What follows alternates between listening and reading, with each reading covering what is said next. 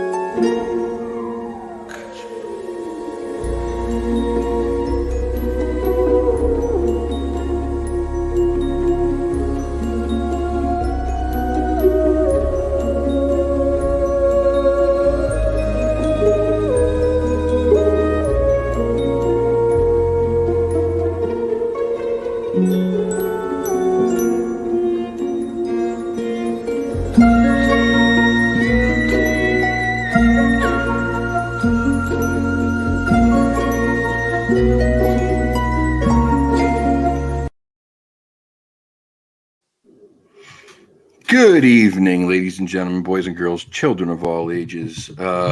Welcome to a special Friday night edition of Encrypted Connections. I am your host, Kyle, at least I think I am. And tonight we brought back somebody that we had on just recently. Popular demand was that we needed to bring this man back on. The engagement that I got in the comment section was crazy. I got emails like that night from people saying, you need to have him back on. Please ask Al to come back on. Please ask him to come back on and ask him if at the end we can ask him questions. And I honestly, this is no lie, I've not had that kind of requests that heavy for anybody that I've had on the show so far. So that's a tip of the cap to you, good sir. So back by popular demand is the Godfather, Al Santariga. How you doing tonight, brother? I'm good, Kyle. Thank you for having me back on, man. It's my pleasure to be here. So happy to have you back on. The last episode was wicked fun. And like you said, we didn't even get into a lot of the real crazy experiences that you've had. And, you talked a little bit about the Dogman encounter and some of the paranormal stuff that you did. But I am super anxious to hear some of the more crazy things that you've seen and done. So I don't know what these are. So I'm going to leave it up to you, and you start wherever you want to start, and I'll just ask questions along the way if I have any. If not, then you do your thing. Okay. Well, look, before I get started, I just want to give a big shout out to Peter Calamari, big fan of yours. He came to my library gig, and we got to talk, and it turns out he played lacrosse with my cousin Marcus in high school, so it's a small world. Right on. Yeah, and I know he's listening tonight. So, sweet. We talked today, and he said he was definitely going to be listening tonight. So I want to give him a big shout out and thank him and everybody else who came to the library gig. It was 10 times better than I could have ever imagined. I didn't know if we were going to get like 10 people because it was election night, and we ended up getting like 40. And supposed to go an hour, we ended up going like 2.5, so it was a great night. Yeah. So rub it in a little bit more. No, I'm just saying, it was a really amazing night with an amazing audience, and it was a lot of fun, and I look forward to going back and doing more at the Putnam Library. But I think we're going to start tonight with 2015, a nuclear lake investigation. Okay, now this investigation, it covers the gamut of paranormal. Okay, whatever you could think of happened on this investigation. So we went out. Well, I went out with my cameraman, and we did a preliminary investigation of the area. You know, I had been there before on investigations. I knew it was a place of high strangeness. We had Bigfoot experiences there before. Found all these little stone cairns like up on cliffs and everything, which freaked me out. I thought it was like Blair Witch kind of stuff, you know what I mean? Whoa. And my psychic read the place, and she said that it's a place of high strangeness, and it's a lot of people have been there. Like it's basically a portal, she said, where things come in and out of. And she said, tonight, we had 3 locations picked out. And she said, tonight, call me when you get to each location and I'll tell you what you're going to feel. Now, you got to understand, my psychic is in Arkansas. She does everything over the phone through me. She says, I'm a conduit. Okay. So we get to our first location. And the first thing we find, 3 quartz crystal stones set up in a pyramid shape. And the one on the top almost has a face on it. Looks like there's a face chiseled in. So, you know, we get there, we call her, and she says, okay, you know, you're gonna have like Bigfoot experiences and stuff like that. And, you know, she says, okay, no problem. And so then I said, okay. So then we start with our, I had a parabolic mic and I pointed it up towards the sky, and we heard like a Morse code coming out of the sky. And like everybody was trying to figure out what it could be. Is there radio towers? Is it this? Is it that? Microwaves coming off a tower or something? And I said, well, maybe the simplest answer is the explanation is the easiest. There's a UFO above us, you know, behind a cloud, and it's sending down messages, and I'm catching it on the parabolic mic. So then we had all these experiments we wanted to do at this location. We knew that there was these 3 quartz stones set up there. My partner Brian brought his clear quartz crystal skull, right? He had a crystal skull, and I had a rose quartz crystal skull. And the rose quartz crystal skull is supposed to be the clear quartz is supposed to be what you would call it, to move energy along, right? And the quartz one was supposed to catch it. So we put it on these stones, and we're taking photographs. We're filming it in all these different color, you know, spectrums of light, and we're not getting anything happening, you know. And so we always do a day-night investigation, and we're 3-4 miles deep into the woods, and so we're doing this investigation, and I got a thermal camera on it. And there's nothing happening with these stones. We're not getting any transfer from one quartz crystal stone to the other one.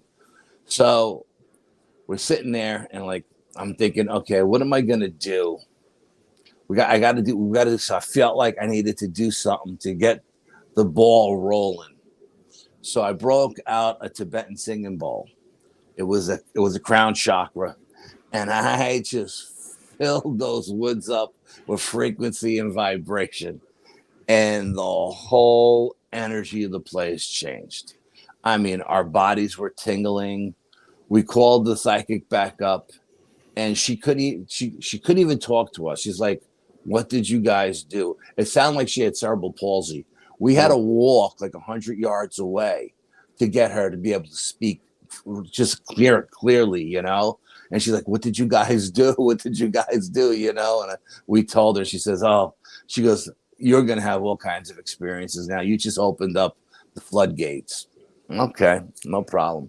So we're sitting there, and we're up on a high ridge. We got a stone wall behind us, like a 3-foot high stone wall. There's 2 parallel walls that run right next to each other to nowhere, you know. And we're sitting there, and we're filming, and we're listening, and we're just hanging out. It's getting dark.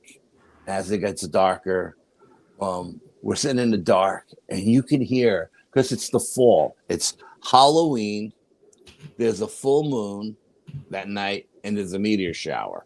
Okay. so we're sitting in the woods, and it's getting dark, and you can hear stuff moving around us because of the leaf litter. I mean, it sounded like there was all kinds of things moving, but no matter what spectrum of light you looked, you couldn't see anything moving. To the east of us was a dog kennel, and the dogs were just going crazy. I don't know if it was the full moon, but the dogs were going crazy. And to the west of us was a high ridge, and it was a bunch of coyotes, and they were going crazy. They were howling, the dogs were howling, and the dogs were barking, and you have all this chaotic energy. And we're sitting there, and I take the parabolic mic up, and I'm listening, and we hear footfalls coming through the woods. Boom, boom, boom, coming from the west side of the woods to the east side. Boom, boom. So I said, you guys listen to this. I think there's other investigators in the woods tonight, you know? So they're listening to it. Brian listens to it. Bill listens to it. And they look at each other and they go, what do you think this is? And I go, I think it's another person. And they go, are you okay?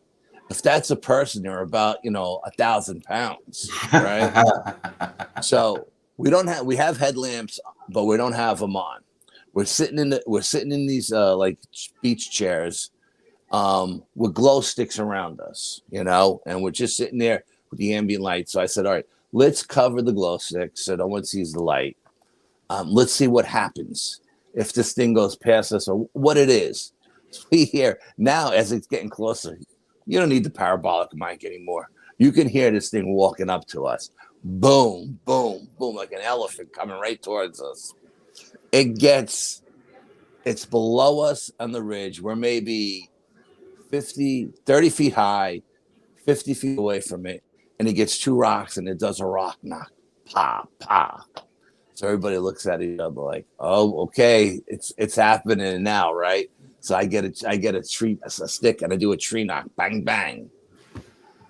Then it does a tree knock, bang, bang. So oh, this is cool, right? Everybody's all amped up. Everybody's excited. We got the cameras rolling and, everything is filmed. We got cameras pointed in every direction, And this thing does 3 powerful whoops. Whoop, whoop, whoop. And I swear to God, as far away as we were from it, you could feel the vibration come up the ridge line, up your legs and through your body. Every ounce of your body is just vibrating. And Bill looks at me and he says, I think it's time to go. And I'm like, no way, I'm not leaving. We just got here. I just feel like there's more to come. So Brian says, let's hunker down and see what happens. So we hunker down and we're sitting there. And now, as soon as this thing does the 3 whoops, okay, the coyotes shut up, the dogs shut up, the woods go deathly silent. I mean, it was so quiet, you could have heard a pin drop in the woods. And then we hear whoops from the right side of us, the ridge line, whoops from the south side of us, whoops from the east of us. And we're like, oh shit, it feels like we're being surrounded, But these whoops are coming from miles away, we're not talking like it's right on top of us. We're like 2 miles that way, a mile this way, 3 miles that way.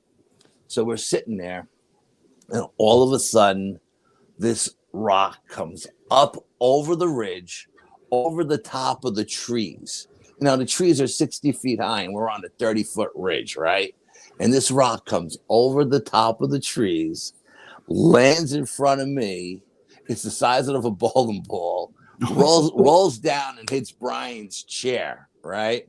Because Brian's a little bit to the south of me. And Brian's like, okay, it's time to go. And I'm like, no, I'm not ready to go yet. I feel like there's more to come. I don't want to miss out anything. Now, that particular night, I'm wearing a stone. It's called an alien stone. I think it's moldavite. It's really, really expensive green stone. Comes from meteorites in like Romania somewhere, right? Oh, wow. That's and cool. It's supposed to vibrate at an alien frequency. All right. So I'm wearing this stone thinking, because I want to make sure something happens. I don't want it to be in the woods all night and have nothing happens. So I get the stone on and Brian's ready to go. And I said, nope, not ready yet. So we're sitting there and we're just waiting and we're waiting. And then all of a sudden, now it's pitch black. I mean, It's pitch black. You can't see in front of your face. We hear something come charging up the ridgeline. Bada boom, bada boom, bada boom. It's on all fours and it's coming. You can hear it. We got 18-inch machetes on us, 10-inch survival knives, and pepper spray.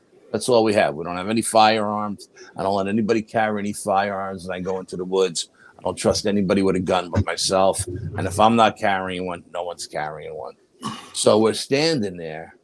This thing is coming up the ridge. So I tell everybody, put your headlamps on. We put our headlamps on and we're looking. And Bill has got his back to this stone wall. He's facing me. Brian is to my right. And all of a sudden, it's getting closer as it's coming up the ridge. It's on the other side of this wall. Bill gets up and he starts running. He just takes off running, right? Now, my eyes are locked in to where the sound is coming from, right? And as Bill is running by me, and I don't know how I did this to this day. I don't know how I did this. I reached out and grabbed him and spun him around. I said, stand your ground. So he stops. We all pull out our survival knives because we're in between these trees. A machete's no good here, you know? We pull out and I'm thinking, okay, either a black bear is going to come over this wall and maul me, or a mountain lion's going to hit it and jump on me, and I'm going to have to sacrifice my left arm and kill it with this knife because otherwise it's going to kill me, right? This thing comes charging up to us. Bada boom, bada boom, bada boom, bada boom. It's coming, man. There's no doubt about it. It's coming. It gets to the wall, which is 3-4 feet away from me. Now we're set up in a triangle with me in the front, right? Brian to my left, Bill to my left, Brian to my right. And it stops. Nothing comes over the wall. And we're listening. We got our headlamps on. We can't see anything. We don't hear it leave. We don't hear it walk back down the ridge. So I take my little Sony camera out. I take one photograph of where I'm looking at. I put the Sony back in my pocket. And I said, let's grab our camera. Let's go over the wall. Let's see what's there. So I'm thinking whatever was there must have jumped off the ridge and down into the swamp. So we jump over the wall. We got a full spectrum going. We got an IR camera going. We got a thermal camera going. And we got a low light camera going. And we're filming the area.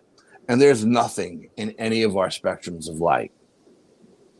I don't know where this thing went, but right after this thing left, we hear a whoop 3 miles away from us. And Brian's like, crap, the thing just went through a portal. You know what I mean? And I was like, I don't know, man. That could just be another Sasquatch at the other end of the lake. You know what I mean? I don't know. And Brian's like, Al, we didn't hear it leave. We didn't hear it go down the ridge. We didn't hear it jump off the ridge. All of a sudden, it was gone. And we're all debating this, you know? And I was like, okay, let's go back over the wall. And Bill's like, can we leave now? And I'm like, nope, not ready to leave yet. Let's just hang tight. So we hunker back down and we sit there for about an hour and the woods go dead. It's nothing happening here. So I said, okay, you know what? Let's pack up. We had 3 locations. This is the furthest location from our cars. We're going to work our way back to our cars. All right. So we go to this, as we're walking to the second location, we pack up all the cameras and everything. It's because this path, it starts off as like a mining road. Then it turns into like the Appalachian Trail. And then it turns into like a goat trail. It's very hazardous, very dangerous. So we pack up all our equipment and we're leaving. And Brian says, you know what? I don't want to be that guy who doesn't have a camera ready to film at the drop of a hat. So he's got his little low light camera hanging on his neck. And we're walking back towards the second location. As we get to a rocky outcrop by this north end of this lake, I see this silver thing in the sky flashing. It's going from west to east, and it's flashing in the sky, and it's got a weird strobe happening, right? And I looked up at it, and I was like, oh, God, please don't let these guys get abducted because of me. Please don't let this be a UFO. And no sooner did I say that, because at this point, no one's seen it yet. No sooner did I see that, I believe Bill goes, "What's that in the sky?" Now Brian takes out the camera and he starts filming. Now it goes from silver to orange to red, back to orange, and we're looking at it. And I'm like, "Oh crap," you know. And so we had our headlamps on as we were walking across the rocks, you know. So this thing sees us, stops dead in midair, boop, like it hits its brakes, and does a beeline towards us. And it comes right over to us. Oh, hell no. I turned to Bill, I go, "Time check." It was 9:00. I said, "Okay." So we're looking at it, and it's putting off this weird electrical hum. And you can hear us on the video, you know, debating what is it? Is it a helicopter? Is it a drone? It's making an electric hum. It's not that loud. And we're all debating, you know what I mean? We're talking shit. And it hits us with a floodlight. Now this thing is directly above us. There's no leaves on the trees because it's the fall. And it's directly above us. We're in its floodlight. We're looking up at it. It's looking down at us. And I'm thinking, I think we're being scanned or something. You know what I mean? I feel like we're being scanned. So I tell everybody, let's step out of this floodlight because we don't know what it's doing to us, you know? So we step out of the floodlight. As soon as we step out of the range of the light, it blinks off, and this thing makes a beeline south. And in the blink of an eye, it's gone. Boom. So we're all looking at each other. How crazy is that? You know what I mean? Talk about a weird night. We heard a Bigfoot, you know, throwing rocks at us. Now we just see a UFO. So we get to the second location, which is what we call the Meadow. We get there and we call the psychic, okay? And it's about 9:15. So we're like, okay, you know, it should only take us about 15 minutes to get here. We call the psychic, and the psychic says, okay, this location, much different than the last location. This location, you're going to see shadow figures. You're going to see fairies. She calls them fairies, like these balls of light that are in the woods. Okay. She calls them fairies. You're going to see gnomes. You're going to see all kinds of stuff here. And we're laughing our asses off. Like, what are you smoking? We're going to see fairies and gnomes and, you know, shadow figures and all this stuff, right? How far away did you say this was from the first location? I'd say about 15 minutes away from the yeah. Within 15 minutes, you've got Bigfoot activity, UFO activity, and now she's telling us we're going to have all this other activity.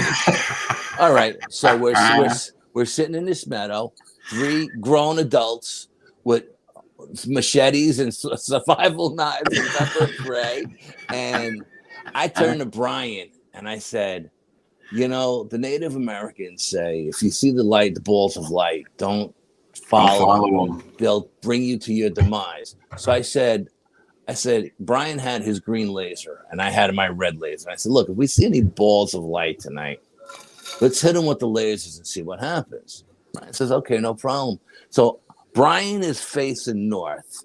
I'm facing south. Bill is facing east.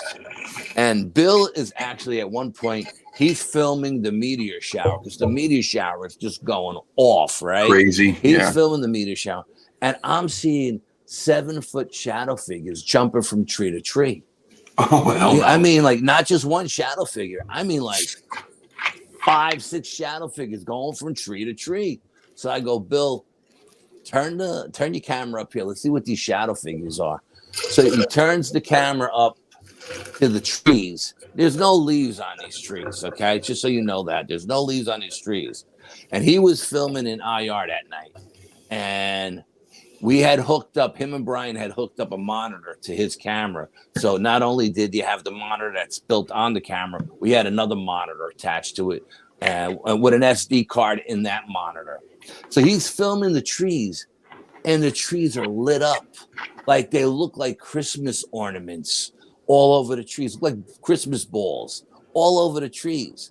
But when you hit it with a regular tactical flashlight, there's nothing there, right? But so we're like, what the hell is this? And we're debating, like, how is this happening? Like, how's the camera picking up all these like silver balls in the trees, but there's no leaves on the trees? And I'm seeing 7-foot shadow figures. And then from across the lake where we had just come from, we see two balls of light appear behind a bush, but the bush has no leaves on it, right? And they come up, these two balls of light just appear out of the darkness, like just blink on, right? They come up over the top of the bush, and I say, Brian, yeah, the balls of light are here. So I turn to Bill. Now, Bill's got like a 1,500 luma flashlight that lights the woods up like daytime, right? So I go, on 3.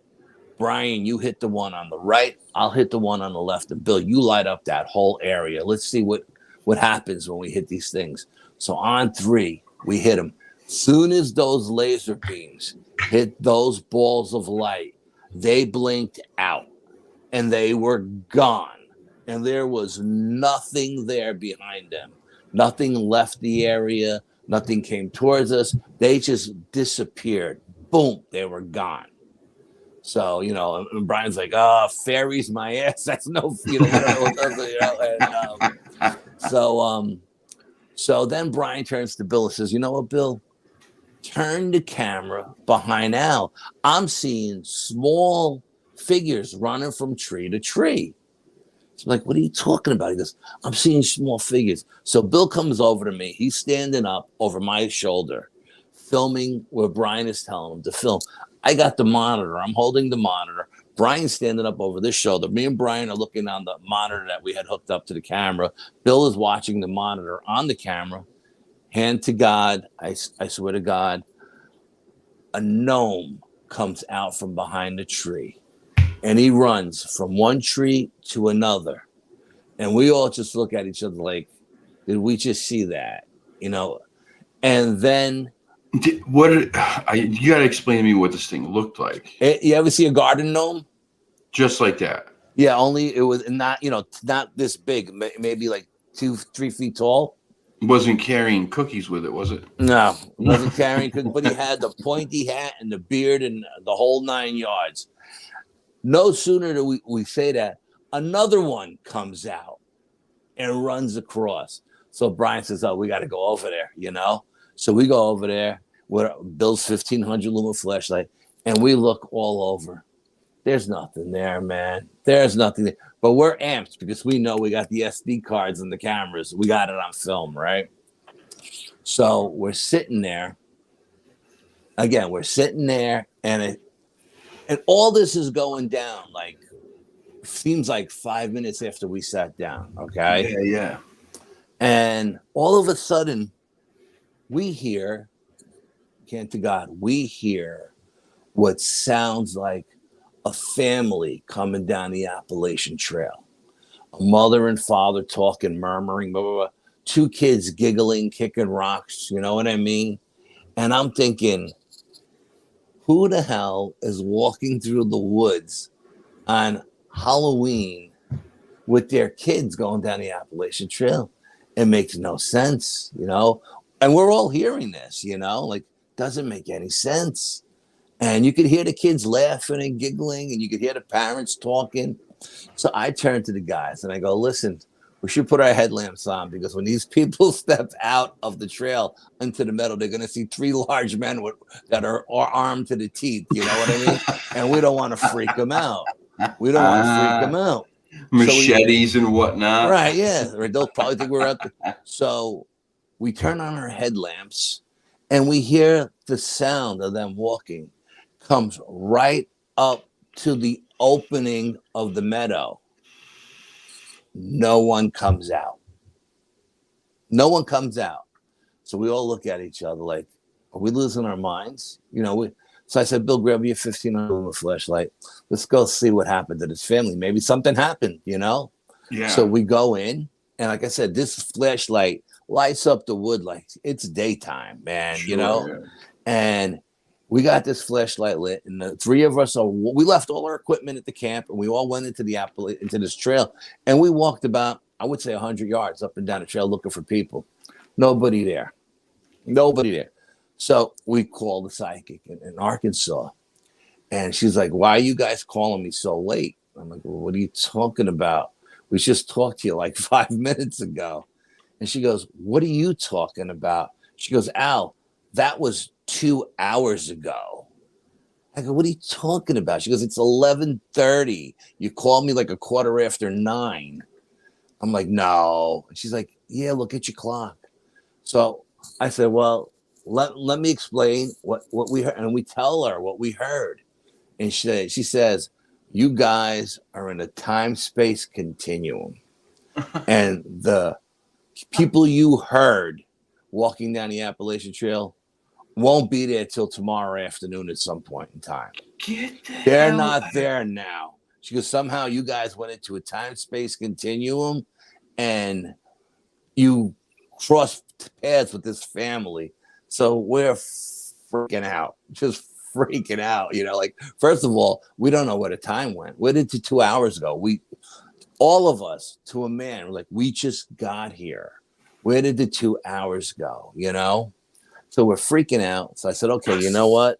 Let's pack up this spot because I want to be at the campsite. There's a spot along the lake we call the campsite where the Sasquatches tend to come in to drink the water. People camp there, and Squatches come off the Appalachian Trail into this campsite.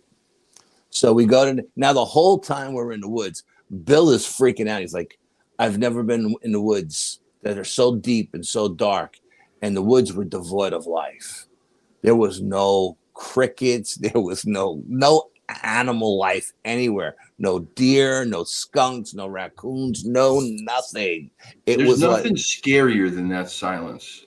And so Bill keeps talking about this. The woods are devoid of life. I said, let's pack up and let's go to the campsite. We get to the campsite because I wanted to be there for midnight, And it was, again, this campsite is only maybe 20-minute walk from where we are. So we get there, and we've been in the woods now for like 10 hours. We got there earlier in the day, and we've been in the woods for 10 hours. And we're all feeling a little burnt out from the energy of the woods and what we're dealing with. And I don't know who said it, if it was me or if it was Bill or somebody says, "Oh, tonight's the night we got to turn the clocks back an hour." And we're like, "Oh, yeah, tonight's the night you got to turn the clocks back an hour." So, and Brian goes, "So do you want to sit here for another hour and another hour waiting for midnight? Because I'm pretty burnt out." And I was like, No. I'm tired too. Let's pack up. We stood there for maybe like 15 minutes. I said, once we had this thought in our head that it was the night that we had to turn the clocks back, nobody wanted to sit there for another hour and experience these woods for another hour. So we pack up our gear, and as we're walking out, we're taught. Now the game plan going in was, after we finish the investigation, we're all going to head to the diner, grab a bite to eat, cup of coffee, and talk about the night. As we're walking out, we got the closer we get to civilization, the more animals we're seeing. Deer and skunks and raccoons and all kinds of animals or night creatures are out. You know what I mean? Mm-hmm. And we're freaking out. It's like, you would think that these animals would be deeper in the woods and not so close to civilization, but it's the opposite way here, and it doesn't make any sense. So we get to our cars. We finally get to our cars. Everybody jumps in the car and goes in a different direction. Nobody goes to the diner. Nobody goes for coffee. Brian drives south towards the Bronx. Bill goes west towards his home on the other side of the river. I go to my house, and we call it a night. And I am just burnt. The energy of the woods have just wiped me out. The next morning, Brian calls me up bright and early, and he says, "Dude, I woke up this morning spitting blue phlegm." Wait, what? Blue? Blue phlegm. He goes, "What does that mean?" And I go, "I don't know, but I woke up this morning and I got a fat lip. I feel like something has been implanted in my lip." It's really, and then Brian's little daughter gets up and says, "Daddy, you have a handprint on your chest." And he looks at it, and he's got a child-sized handprint on, like a black and blue on his chest. So now we get Bill on the phone, right? We do a conference call. We get Bill on the phone, and Bill says, "Oh man, I had night terrors all night last night. I couldn't sleep, and I had this and I had that, and I woke up and I got this big knot on the back of my head, like somebody hit me over the head with a club, you know?" And I'm like, nobody took a fall that night. You know what I mean? No one went down. We were very careful. We weren't in a rush. We took our time because we knew how dangerous this was. Because I was in there one time where a coyote was being chased by Bigfoots and ran over my leg and sent me flying into a tree, and I dislocated my shoulder.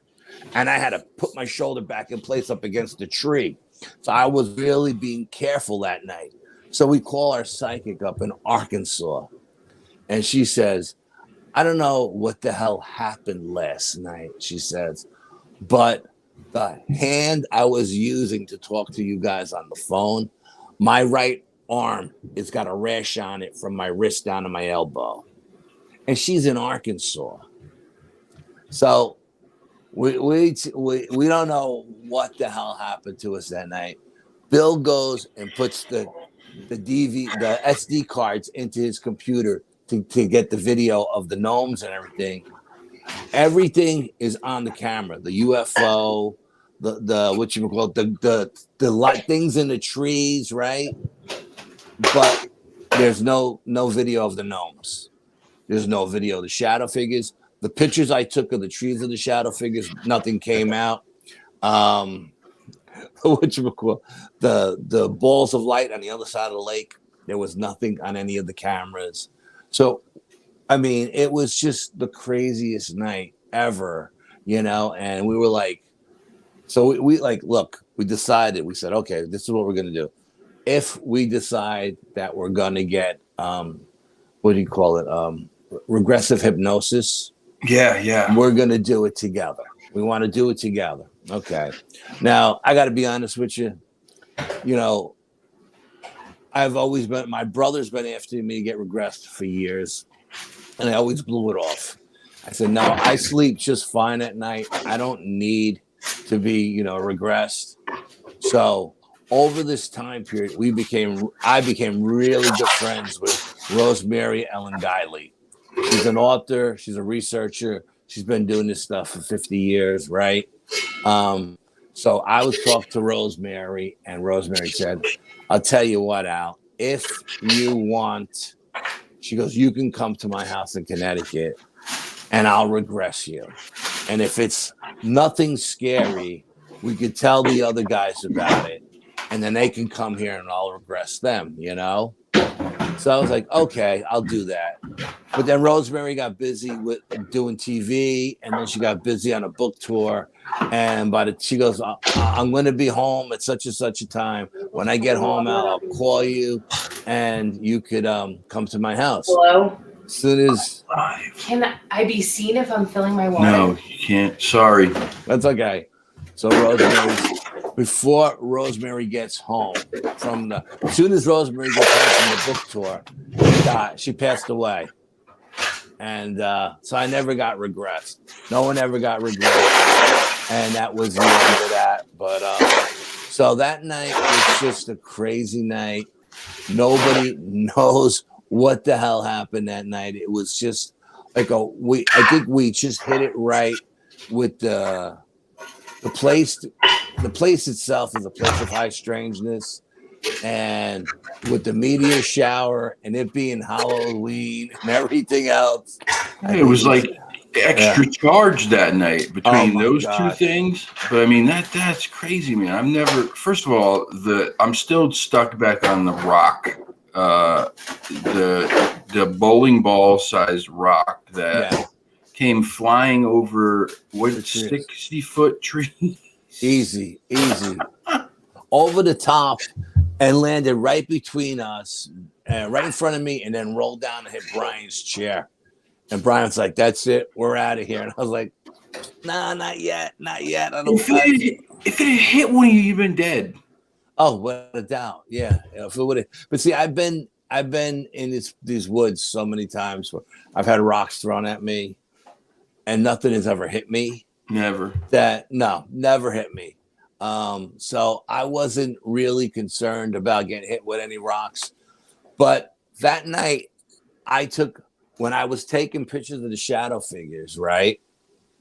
And when I took the one picture of where I thought something was, like that ran up the ridge, and I don't remember if I mentioned this to you last week, but we put our pictures out on social media for everybody to see. Mm-hmm. And this dude calls me up. This from California, and he says, "Al, you know that picture you got of the stone wall?" And I'm like, "Yeah." He says, "There's a Dogman in that picture." And I'm like, "What are you talking about?" He goes, "If you look at the wall, there's a short snout, like a pit bull snout. It's a square snout. You can see eye shine, its nose, and two pointed ears sniffing over the wall." And I was like, "No, we had all different kinds of spectrums of light, cameras going, and we didn't get anything." And he goes, "I'll send it to you." So he sends it to me. So I see it, and now I see it clear as day, right? And I'm thinking, "Oh, this is photoshopped for sure," you know? And I go to my camera, I take out the SD card, I put it in the computer, and there's the picture of the Dogman. And I was like, how did we not see this? We must have looked at these photographs 1,000 times, right?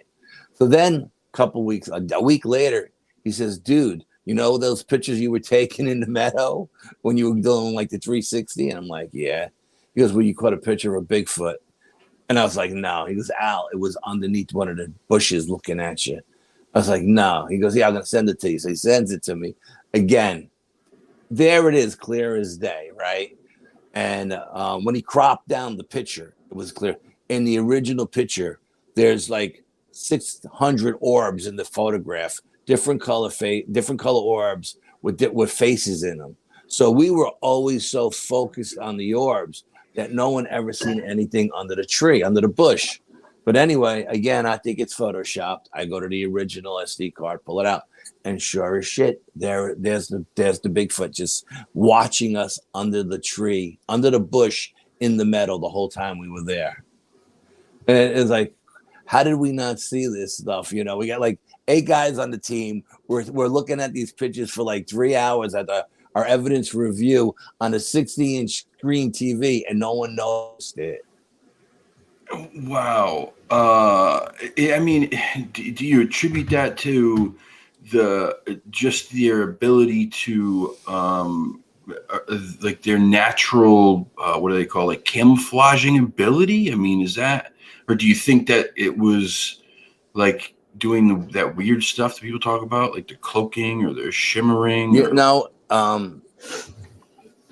you got to remember 2 things. When we were sitting in the meadow, again, headlamps off, just glow sticks for ambient light. You know what I mean? So we couldn't see very far, right? The only time we put our headlamps on is when we thought there was a family walking down, or when we went over to the trees where we thought the gnomes were at, right? So when I took that photograph when I was taking that photograph with my little Sony camera, it had a flash. So it was only because the flash went off, we were able to see that thing underneath that bush, you know? If we didn't catch it in any other spectrum of light. Like I said, you know, all night long, we got 3-4 different cameras going. We're turning them all different directions. You know, every camera is facing a different direction, and then we rotate them. You know what I mean? So when we don't catch in an IR facing east, maybe we'll catch in UV later on. You know what I mean? But it wasn't in any of the spectrums of the video cameras that we caught them in. But it was in those 2 photos with the little Sony camera with the flash on it. Caught both of them. That's crazy. Yeah, crazy. That's crazy, man. I still like the whole thing though from before. The story is just blowing my mind. Okay. How is it that some place or 2 places, right? I guess it's 2 separate places that are separated by 15 minutes of space. Right. Yeah. how is it that two places this close together can have all of these different things going on at the same time, and then other places on this planet it can have nothing at all? Well, according to the psychic, that place is a portal. It's definitely a portal. She's, this place is, it's very unique. They used to mine uranium there, weapons grade uranium. Okay. Oh, wow. Okay. And they had a refinery on the lake. And of course, it blew up and everything went to the lake. You know what I mean? And they spent millions of dollars to clean it up. And technically, it's a federal park. They even put a federal ranger station out in front of it. And there's someone there 24/7. And they got dogs. You can't get past this ranger station that night. You know what I mean? Between they have invisible like IR lights, bells that go off. They have the dogs. You just can't get past them, right? So the only way to get in is get in during the day. You get in during the day because if you take the Appalachian Trail in, it's a 4-mile hike just to get to the lake. If you take the mining road, it's a mile. You know what I mean? So we get in during the day. We do what we got to do. And when we leave at night, we know the alarms are going to go off. We know the dogs are going to hear us and start barking. We know we're going to trip an IR light somewhere. And the rangers always come out and they always say, "What are you doing? You can't be at the lake at night." And we always tell them, we were on the trail filming and we got turned around and we ended up on the mining road and we just took the mining road out to the main road because that's where our cars are parked. And they give us the whole schmeal. Well, you're not, they don't want to hear any of that. Just don't be in the lake. I said, well, we'll be honest with you. We didn't see anybody else there. So if that gives you any peace of mind, you know what I mean? But we weren't at the lake. We weren't camping at the lake. We weren't on the lake property. We were on the Appalachian Trail. You can be there 24/7, 365 days a week. I've checked out the law. I know what the law says. We're just using this road to get out because it's a quicker way out, Gotcha. And they really can't do anything to you because then, because everybody is saying the same thing. Everybody's giving them the same schmeal. You know what I mean? Yeah. Just say, okay, just go, just get out of here. Just get out. So we leave. But it's a federal park, but there's no signs for it.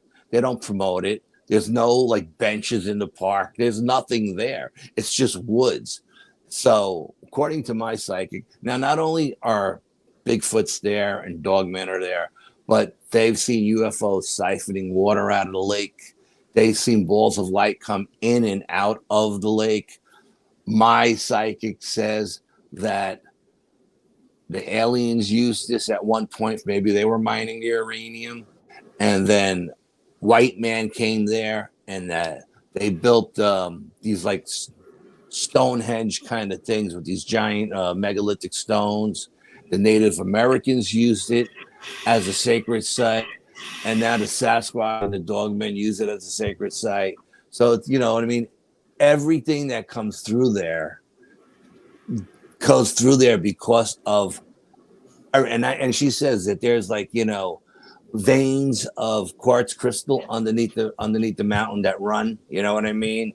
Yeah. And she also says there's ley lines there. So you have all this energy vortex working together. You got underground streams, you got ley lines, you got quartz crystal veins. You got all of this stuff amping up the energy, and the place is just ringing out like a bell. You know what I mean? We can't see it, but it's like the perfect storm of paranormal energy. And then you put all of that into the mix with Halloween and a meteor shower, and all bets are off. You know what I mean? So, I mean, it's just an incredible night. Like I said, we ran the gamut of everything that could have happened to us. And the crazy thing is, when we're leaving, right, we're walking out the mining road, which is like a mile to the main road. We're all looking at each other and saying, what a shitty night. Nothing happened. This is how confused we were. We thought it was a crappy night that nothing happened, you know? We should have been jumping out of our skin saying, can you believe all the crap that happened? But it was just the opposite. Oh my God. The energy of the place just wears you down. Yeah. It's just where, and if you're sensitive to energies any way, shape, or form, your body will tingle from head to toe. Believe me, there's no way you can go near this place if you're sensitive and not feel the energy that surrounds it. There's and you probably don't know, but there was a old state hospital in Norwich, which is like a few towns away from me. Okay. And it was the biggest mental hospital in the state of Connecticut. I believe it was one of the biggest in the United States. Okay. It was, I mean, it's so massive, like multiple buildings that stretch for a very, very long time. Basically, it was so big that when they started tearing it down, they were trying to sell the property. They were going to build Six Flags on it. That's how big this property is. Okay. Yeah. And all these buildings were connected by underground tunnels. Sure. It housed thousands and thousands and thousands of people at certain points. They had what do they call that? The place for the criminally insane, right? Okay. Yep. Sure. And so they shut this place down back in the 90s, and they basically just took most of the patients and gave them paperwork and released them. The ones who were criminally insane, they had to put somewhere. So they went to other hospitals that didn't get shut down, or they revised their sentences to let them out early. But this place had been open for a very long time. So it was open during the most archaic of times when it came to the treatment of patients, right? Yeah, bad, really bad, violent, nasty, sick people. The energy in that place has got to be, I mean, maybe not as strong, but when you say it wears you down, it's almost like the moment we walked in there, it was almost like everybody got, like you were walking through molasses. Yeah. That's what it felt like. It was like you walked in, you had fresh air on the outside. As soon as you got inside, it was like this, oh man, it was crazy. So I mean, I can't imagine. It's heaviness. Yeah. Yep. Absolutely. Yep. Yeah. This energy is it's not that kind of energy. It's not a heaviness. It's just I don't even know how to explain it. I mean, it's just, you don't feel it at first until you're in there for a couple of hours. And then once you're in there and you're doing stuff, and we were doing a lot of experiments that night. We were trying all kinds of stuff, you know what I mean?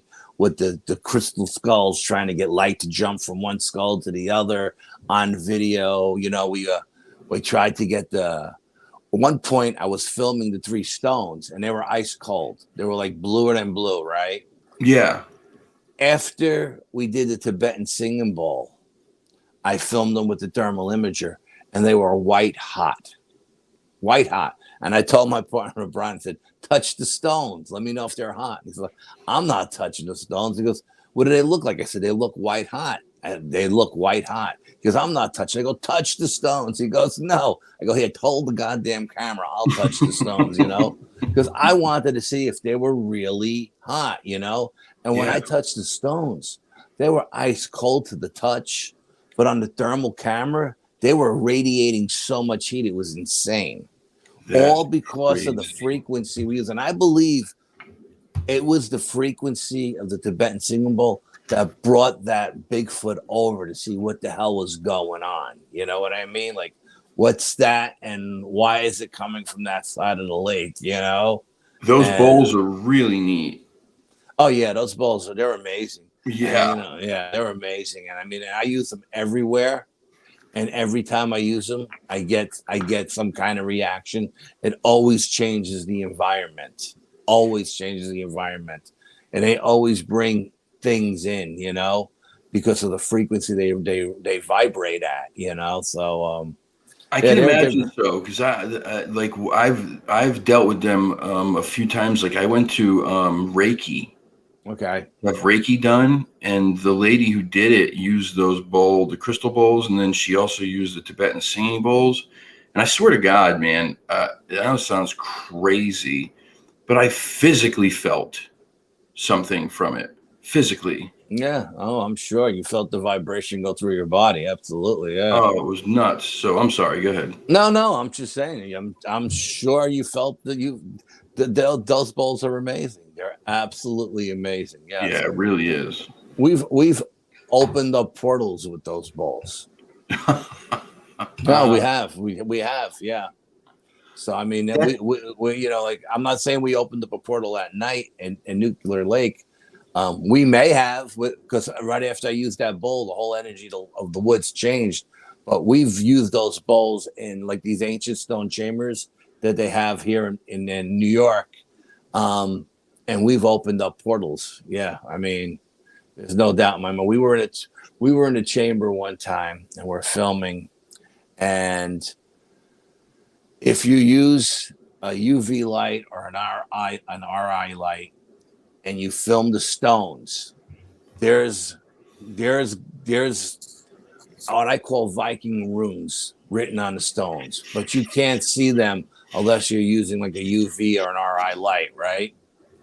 But when we looked up what it was, because we all thought it was Viking rune, but it wasn't. It was Egyptian, it was Viking, it was Chinese, it was Native American. It was like all different languages put together. So we were in there, and I had just come back from a symposium where I met this guy, David Roundtree. Now, David Roundtree is an electrical engineer, right? And his claim to fame is that when a portal opens up, the radiation level goes through the roof. Okay, so we're in the chamber, and we got our Geiger counters going. There's no radiation in there, just like ground level radiation, nothing, basically nothing. Yeah. So we start hitting the chamber with the Tibetan singing bowls, and we're going, and we're going, and we're going, and I mean the vibration is changing.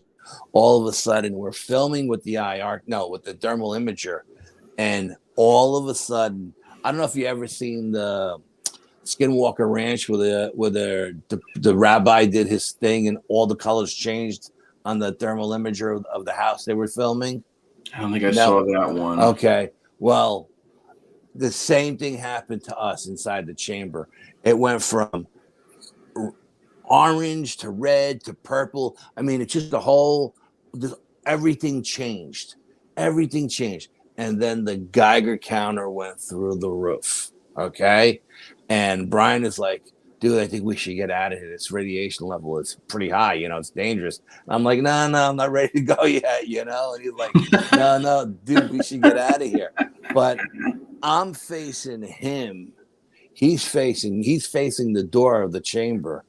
And he sees, not on the outside of the door, but on the inside of the stone chamber, he sees, because of everything, what we believe the portal was opening up, he sees what looks like a human figure pop out and look at us. And the only reason we seen him is because his silhouette was up against the door, the light of the door. So he sees his silhouette look at us and then pop back into the stone. And he goes, behind you, there's a figure. Something just popped out. So we went over, we checked the stone, but there was nothing. Like the stone wasn't weird to the touch or anything, but it was us opening up that portal with that Tibetan singing bowl and the radiation level going through the roof.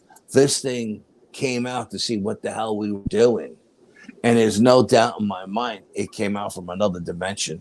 There's no doubt, because my psychic says those are like interdimensional doorways. Yeah, I was going to say, that doesn't scare you at all? Like No. opening something like that up? No way. I don't go anything with subconscious fear. I don't go into any investigation. Everybody gets read by the psychic before every investigation. And Yeah. if you have subconscious fear, you can't go because you're like a beacon to these things. You know what I mean? Sure. If they can feed off of your fear. So, I never go into anything with any kind of fear. If I got a bad vibe about it, I just won't do it, Let me ask you real quick, going back to the Skinwalker thing, is that series that's on Netflix now? Yes. Okay, I just started watching it. It's really interesting. Yeah, they got some amazing stuff. And you'll see the rabbi comes in at one point and he starts doing a religious chant in Hebrew. And they're filming this house in thermal, right? And you have the normal oranges and reds and blues and purples. And then all of a sudden, as he gets into this chant, and he's really getting into it, you know what I mean? The colors just start to blend into one another and they change. Like the what was cold on the top is hot, and then what's hot on the top, what was hot on the bottom is cold. Everything changed. And that's exactly what happened in the stone chamber when we filmed with our thermal imager. Yeah. Oh, that's crazy. Yeah, that's some nutty stuff. I mean, it speaks to how powerful we are, right? Or we can be. That's nuts though. And it kind of I mean, does it have something to do with like aura too? Like the aura around you? You know how they say that changes? And yes, your aura changes. I don't know if that actually has anything to do with changing the vibration or of the location. I don't know if your aura has. I know your aura will change when the energy of the location changes, but I don't think your aura affects the location. The location affects you. gotcha. Now don't quote me on it. I'm not an expert on metaphysical kind of stuff, but Sure. I mean, that's just what I believe because I've been to so many locations, and like I said, you go in and you start, and you don't feel anything. Everything is fine and dandy, and then you start experimenting with stuff, and things just change. And like I said, the Tibetan singing bowls are like gold.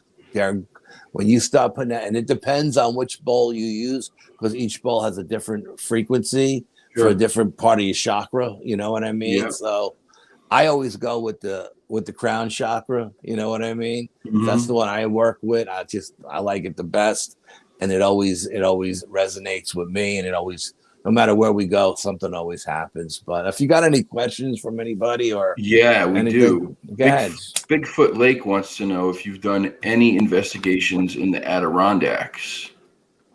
Yes, we have. We went up to the Adirondacks. I did a Bigfoot investigation up in the Adirondacks, and I actually did a ghost investigation at what was the name of that fort? Oh man, I can't think of the name of the fort. I just blanked out. It's in Lake George. Fort. I don't know. I want to say Sumter, but I don't think that's it. There's a fort in Lake George. Okay. I wonder. I think Bigfoot Lake may know the answer to this actually. Okay. But go ahead. He'll write it if he does. No, and we investigated that fort. We did a ghost investigation there, which was amazing because my ovulus said, "Look up." And we looked up, there was a UFO. Yes, Fort William Henry, yes. When we looked up, there was a UFO in the sky. Get the hell out of here. Now we were working in on the grounds of the fort, and the ovulus said, "Look up." And we looked up, and I filmed it too, man. It was crazy. Yeah. I mean, like I don't know if it was what we were working with that our frequencies brought the UFO in. But we would have never knew it was there because we weren't there investigating UFOs. We were there investigating ghosts, Right. And we did do a day trip up in the mountains of the Adirondacks, only because I'm not familiar with the terrain and I didn't want to get lost up there at night. You know what I mean? So we did do a day trip, and we seen a lot of sign. There's a lot of sign if you know what to look for. And we also felt like there was points where we were being followed are being watched, but nothing to write home about. No, we didn't get anything, any breaking news kind of stuff. You know what I mean? But we got up there, man. We were up in the like the higher elevations, man. We were like up in the clouds. It was crazy. Yeah, the mountains out there are nuts. Yeah, crazy. You ever done anything in Gettysburg? Oh, absolutely. Yeah. Yeah, absolutely. Did Gettysburg. Didn't I tell you about Gettysburg last time? Did you? I thought I did. With the tables, the tipping. Oh, that's right. You did tell me about the tables. Yeah. That's right. You did tell me about the tables. Yep. Yeah, okay. we did Gettysburg. I got the two photos of one was in IR and one was in thermal of the two soldiers. I got the two soldiers and one soldier running across the field and one guy at the wood line like sentry keeping watch out. You know what I mean? Crazy. Yeah. I don't know if you want to answer this, but Fresh wants to know, what was your previous job?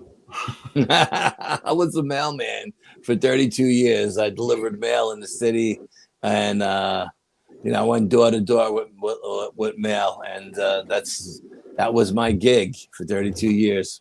Fresh, mailman in the States is a term for hitman also. No, I'm not a hitman. No. Al paints houses. I'm just kidding. No, really, that's what I did. I was a mailman for 32 years. I just recently retired. Oh, good for you, man. Yeah, absolutely. Yeah, it was time, bro. 32 years is a long time. Absolutely. Yeah. I got a buddy my mailman, we became friends.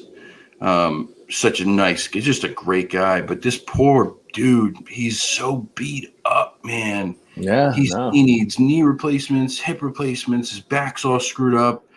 And they took him off our route because there's so many hills. They were like, if you're going to work, you got to work on like the flattest route we got. And so they moved him. But yeah, man. I went through 2 total knee replacements, both legs. Absolutely. Yeah. Yeah. Every part of my body has been hurt at some point. Yeah. I'm sure. And man. my ankles were broke like 2 or 3 times. You know what I mean? Stepping in potholes and stuff. But yeah. You take a beating. Absolutely. Yeah. Fresh said, I thought he was a hitman.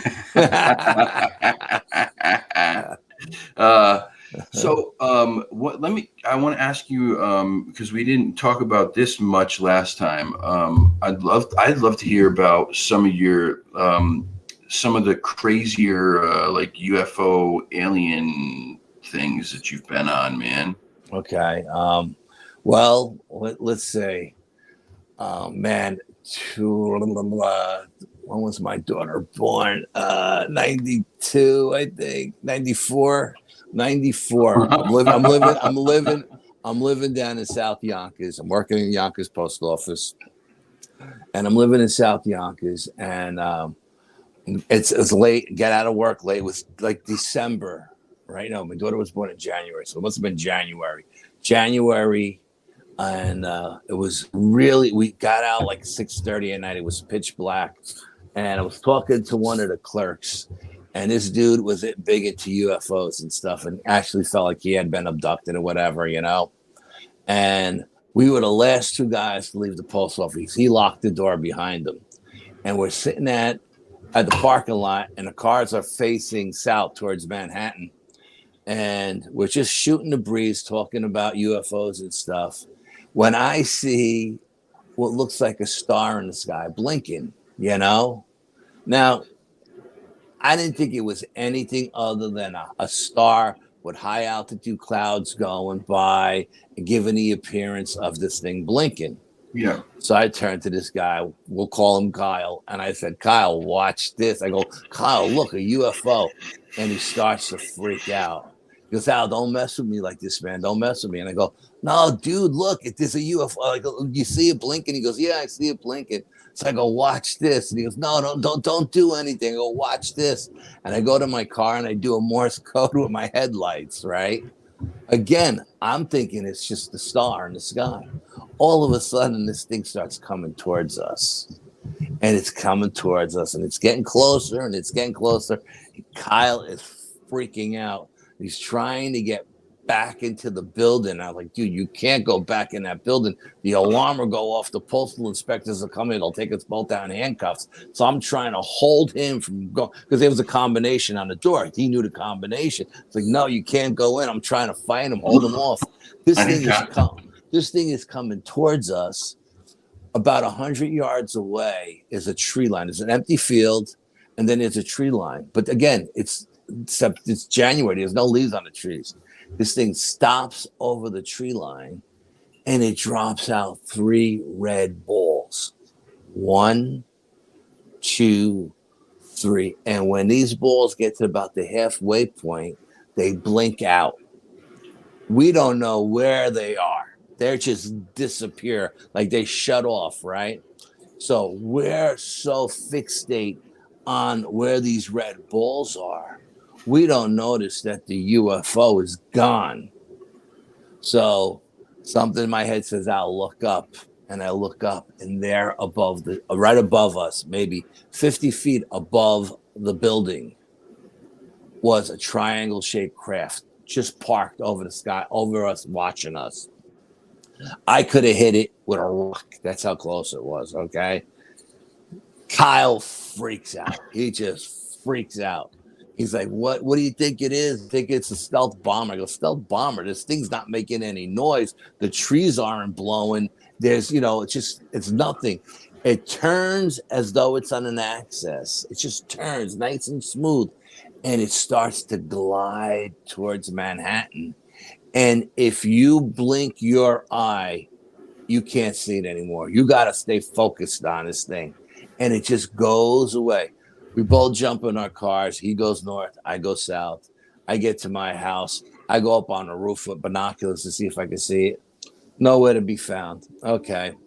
Whatever it was, I'm wondering if he got abducted on his way home. You know what I mean? Oh, my God. So next day at work, I said, how did it go? How did you make it home? He goes, yeah. I said, did you have any visitors at night? He goes, no, I'm fine. He goes, how about you? I go, nope, I'm good. Crazy experience. Freaked him. He goes, whatever you do, don't ever do any more of that Morse code stuff, And I always do it. I do it all the time. And so fast forward 10 years. We're living up in Dutchess County. My daughter's 10 years old. We're taking a family martial arts because we were doing a Hapkido at the time, right? We're doing Hapkido classes. We're doing a father-son class. And we get in the car and we start driving home, not thinking anything of it. And my daughter turns around and says, Dad, there's a UFO following us. So I start laughing hysterical. I said, Amanda, what makes you think there's a UFO following us? She goes, you see that light over there? And it was a bright light off of our rear corner panel. She goes, that's been following us since we left the karate school. And it still hasn't passed us. And I'm like, well, it's probably going to the airport. There's an airport up the road. It's probably a plane or a helicopter or something, Yeah. But now she's got me thinking, we're hitting red lights. We're hitting train crossings. We're hitting stop signs. Why hasn't this thing passed us? You know what I mean? Right. So finally it catches up to us. We get to the airport. We make a hard right. We go north. This thing makes a hard left and goes south. I said, see, it was probably just a plane or something. It's going towards the city now. We get home, and I live on a cul-de-sac on the bottom of a mountain, pitch black. There's no street lights. There's no sidewalks. When I tell you it's pitch black, it's pitch black. We pull into the driveway. Sensor lights go on the deck. She jumps out, and I'm digging through the back of the car, getting all the sparring gear and everything, all the equipment out of the back. She's running up the steps to go to the house, and she starts screaming bloody murder. So I drop everything. I look up. I go, what's the matter? She goes, look, Dad, there's a UFO over the house. And over my house is a triangle-shaped UFO that looked exactly like the one I seen down in Yonkers, parked over my house. Okay? So now I'm looking at this thing, and I'm saying, like, mental telepathy, how dare you come to my house? How dare you park over my house? You know what I mean? I'm not going to put up with this shit. No way. You know, and I'm thinking I'm going to go get my gun and take a couple of shots at this thing, you know? I'm pissed. I'm really pissed, right? I get it. Yeah. And so she's freaking out. So my wife hears her screaming out on the front deck. My wife comes running out with my son, and he's only like 4 years old or whatever. He's 6. She comes out with my son, and she goes, "What's going on? What's going on?" I go, "Look up." She looks up. She sees it. She goes, "Oh no, I don't want to. I'm not dealing with this." She goes back inside. So I'm sitting there, and again, I got smoke coming out of my ears. I'm so pissed, right? This thing starts to come towards me. It glides over me and makes a hard left, and it goes up my street. And my street is a long, like 100-yard straightaway. And again, if you blink your eye, you can't see this thing. But I'm watching it. I'm not blinking my eye. It gets to the end of the block. It goes, we got power lines in the woods. Gets to the power lines, and it drops out 3 red balls. These 3 red balls come down. They blink off, and they disappear. I go to my wife. It's like, okay, you know what? I had a 120-pound German Shepherd at the time. Give me the dog.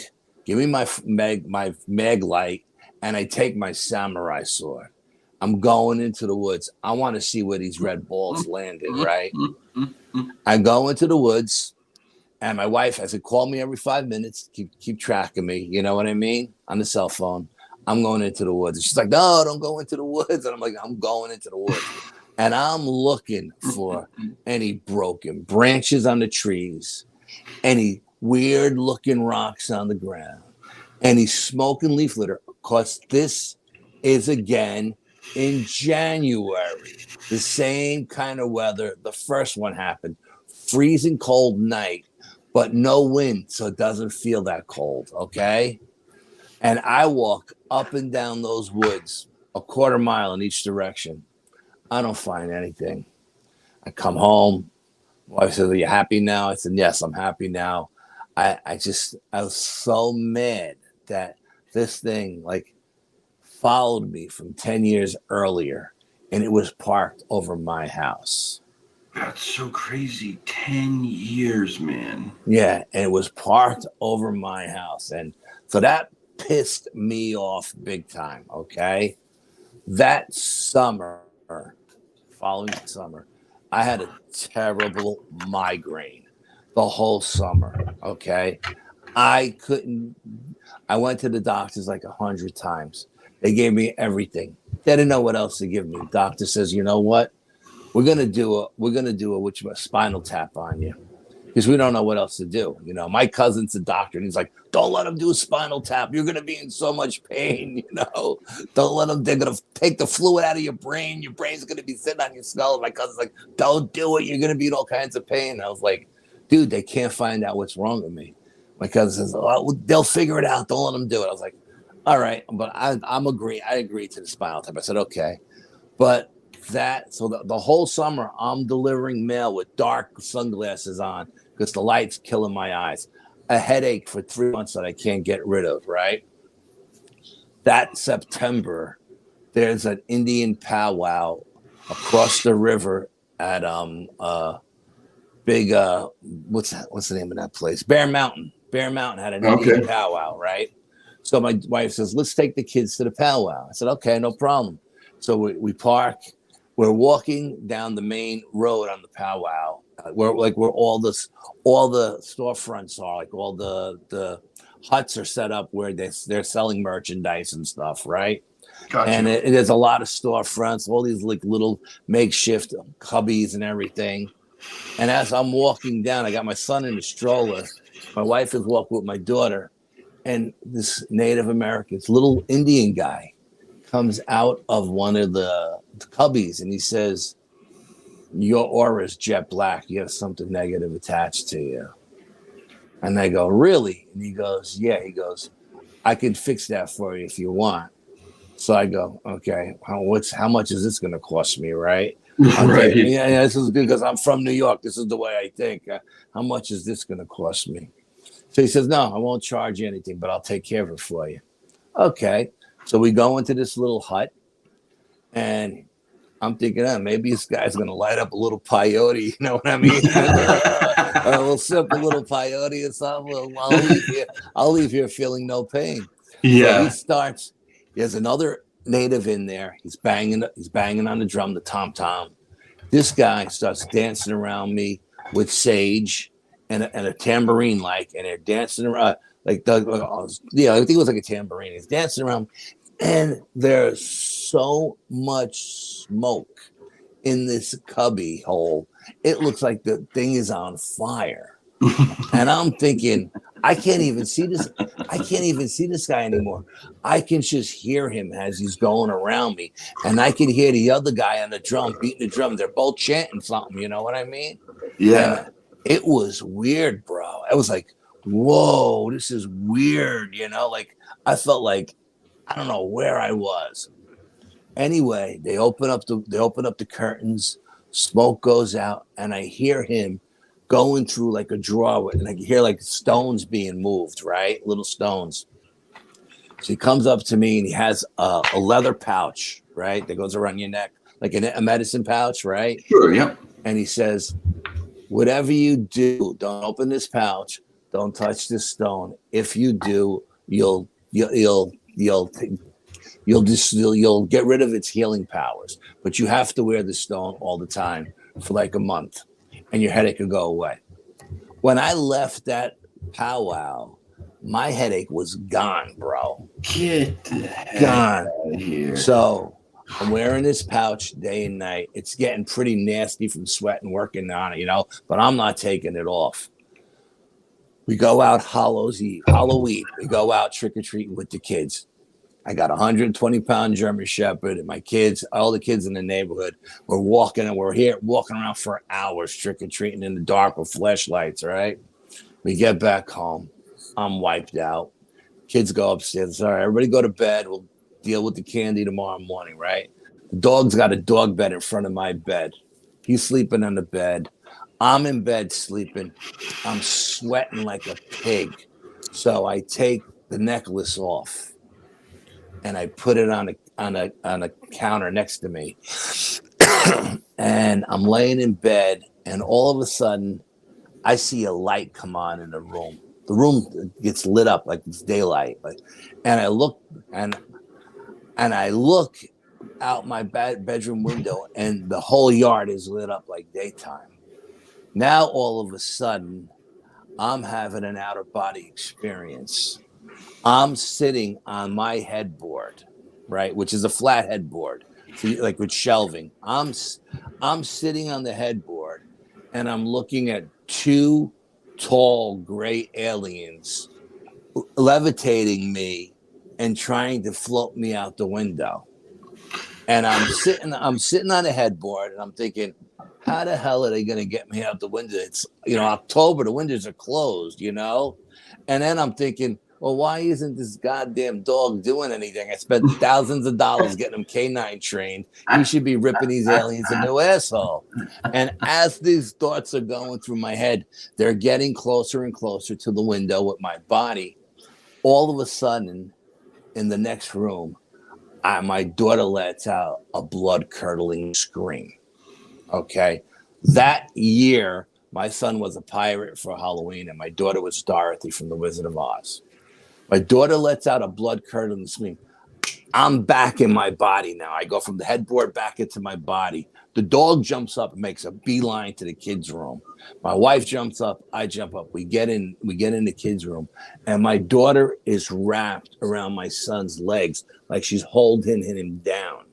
He's sitting up in the bed, crying hysterical. He doesn't know what's going on. And I said, Amanda, what's going on? She goes, the light came on from outside. A light came into the bedroom, she said.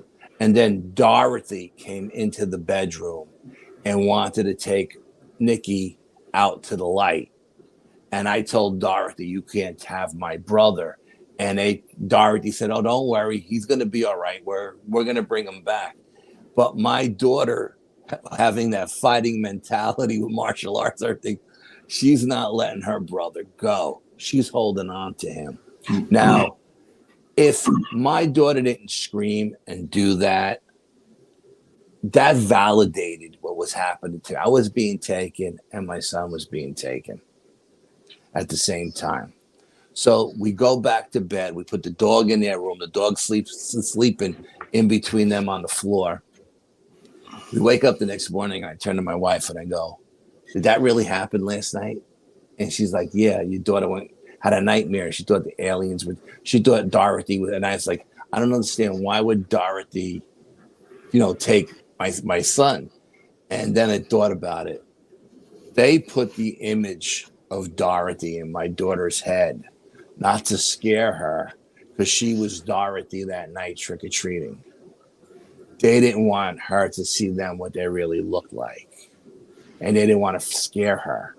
So that's what they did. It was a false memory. It wasn't really Dorothy taking my son, So then I go, let me see what this fucking rock looks like, right?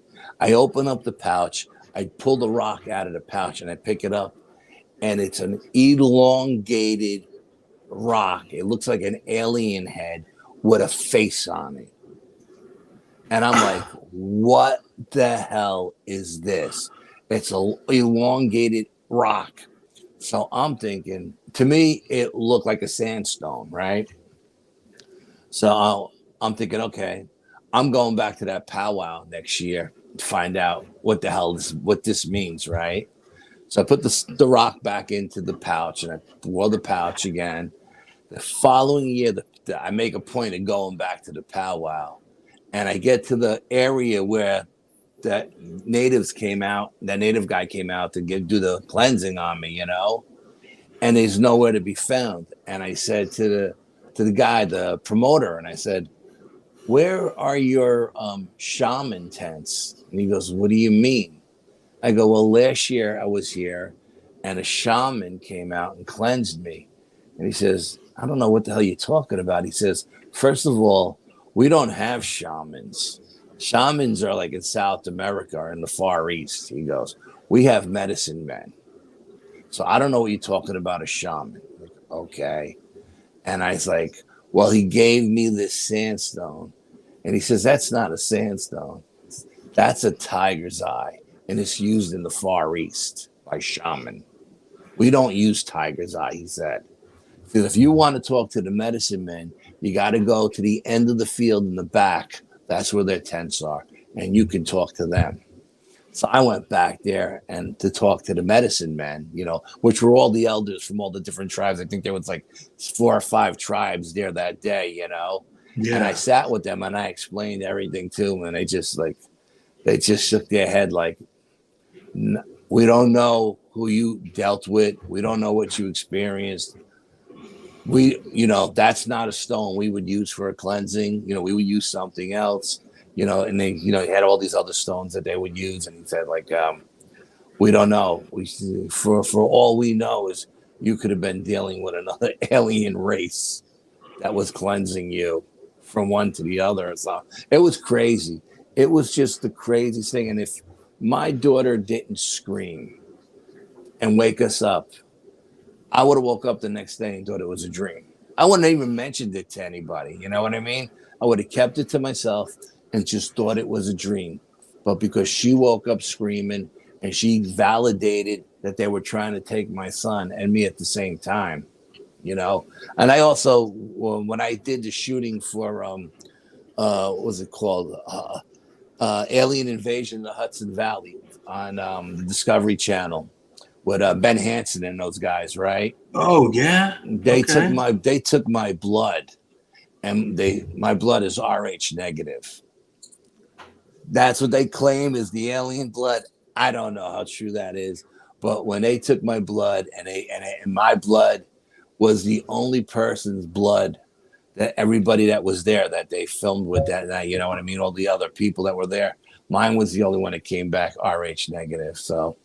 That's definitely a rare blood type for sure. Yeah, no, it's a rare blood type for sure. But I mean, I found, because I never expected that to happen. You know what I mean? So You know, when they say, "Can we take your blood?" I go, "Yeah, I'm literally giving blood for this, you know, this show." And they literally took blood, and it came back RH negative. So it's pretty crazy, yeah.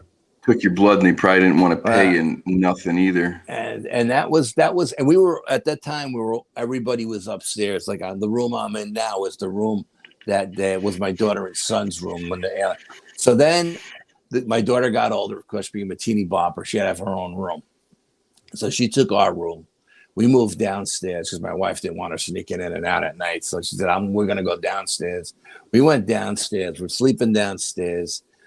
My son is still in this room. My daughter is in our old bedroom. And I'm going through the knee surgeries with the post office, right? With the total knee replacements. And man, it's a tough gig to get your knee replaced, okay? Mm-hmm. Tough gig. I will not sugarcoat it. It was a serious thing, and you have to be in the right frame of mind to do this surgery because otherwise you'll never get through the physical therapy.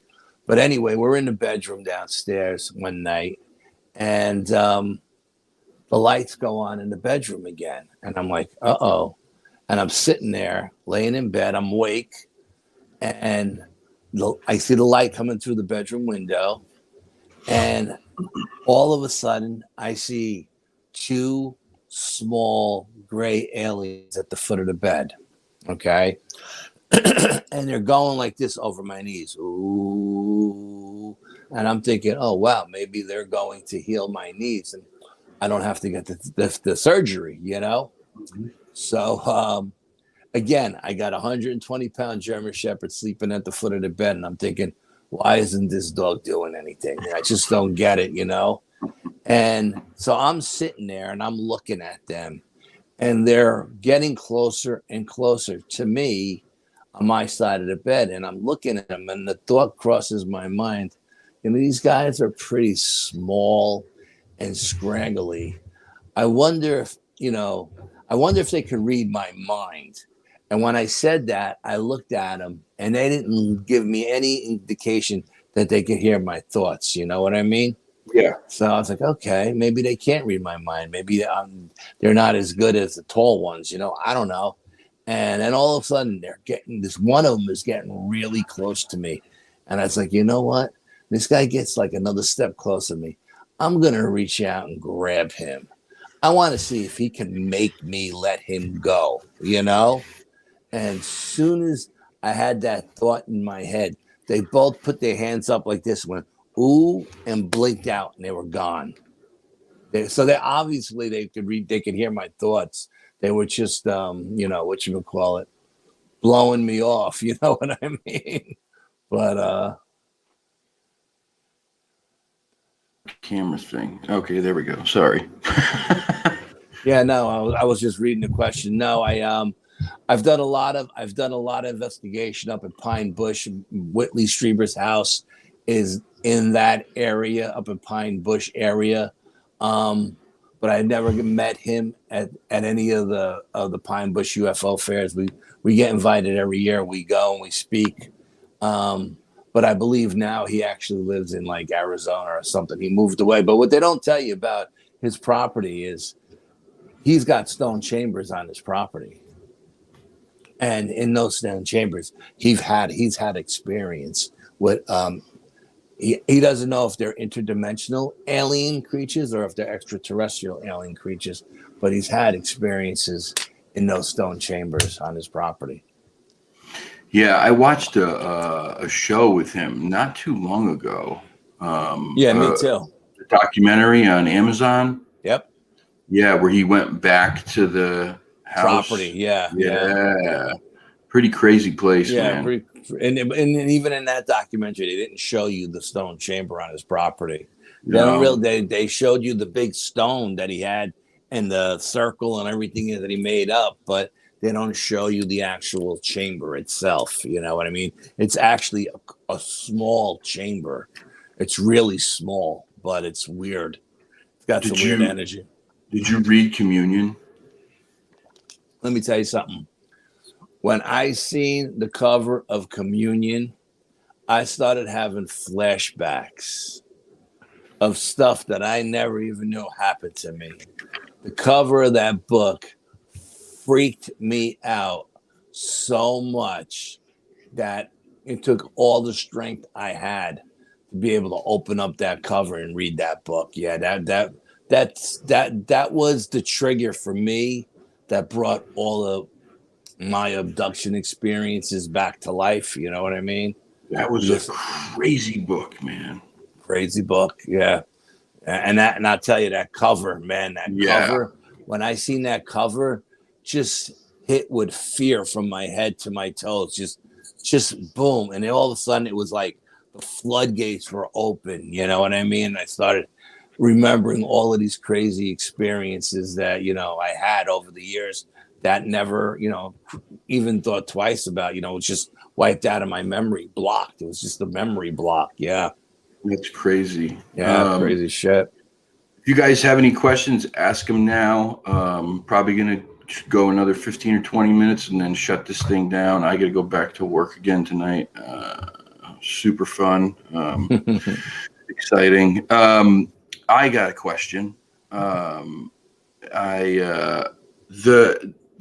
There are multiple races of aliens, correct? Yes. I heard somewhere maybe 12. Is that sound accurate? Anywhere, I've heard anywhere from 12 to like 46. You know what I mean? Holy mother. Yeah. Depends on who you talk to. Yeah, I guess that's probably true. The Greys are generally known to be pretty nasty. Is that true too? The research that I've come across, and I've only experienced the Greys twice. I never experienced any other civilization that I can remember. They say that the small Greys are like drones, they're worker bees, and that the taller Greys are more like the doctors or whatever. I don't know. I would love when they take me, if they let me get to look around the craft and check the shit out. That would be great. You know what I mean? Show me a star chart from where you're from. I would love to see that. I would love to see the inner works of the craft. You know what I mean? But I mean, if I've been taken, and everybody says I've been taken multiple times, I can't actually honestly say that. But people I know have said that. Psychics I know have told me that. And they say every time I get taken, I get more and more psychic ability. I don't know. I don't claim to be psychic by any stretch of imagination, but I am sensitive to energies. But I would love to, take me up when I'm awake. Yeah. Show me the craft. When you're lucid. Yes. Show me a star chart. Show me charts of all these universes. You know what I mean? I would love to see all the different star charts from all the other universes, instead of just be taken on, do what they do, then brought back and never knowing what happened in between, Yeah, the ideal situation would be like that old Disney movie. I'm sure you never watched it in your life, but it's called Flight of the Navigator. And when I was a kid, I bring this up for two reasons, right? So when I was a kid, I saw this movie.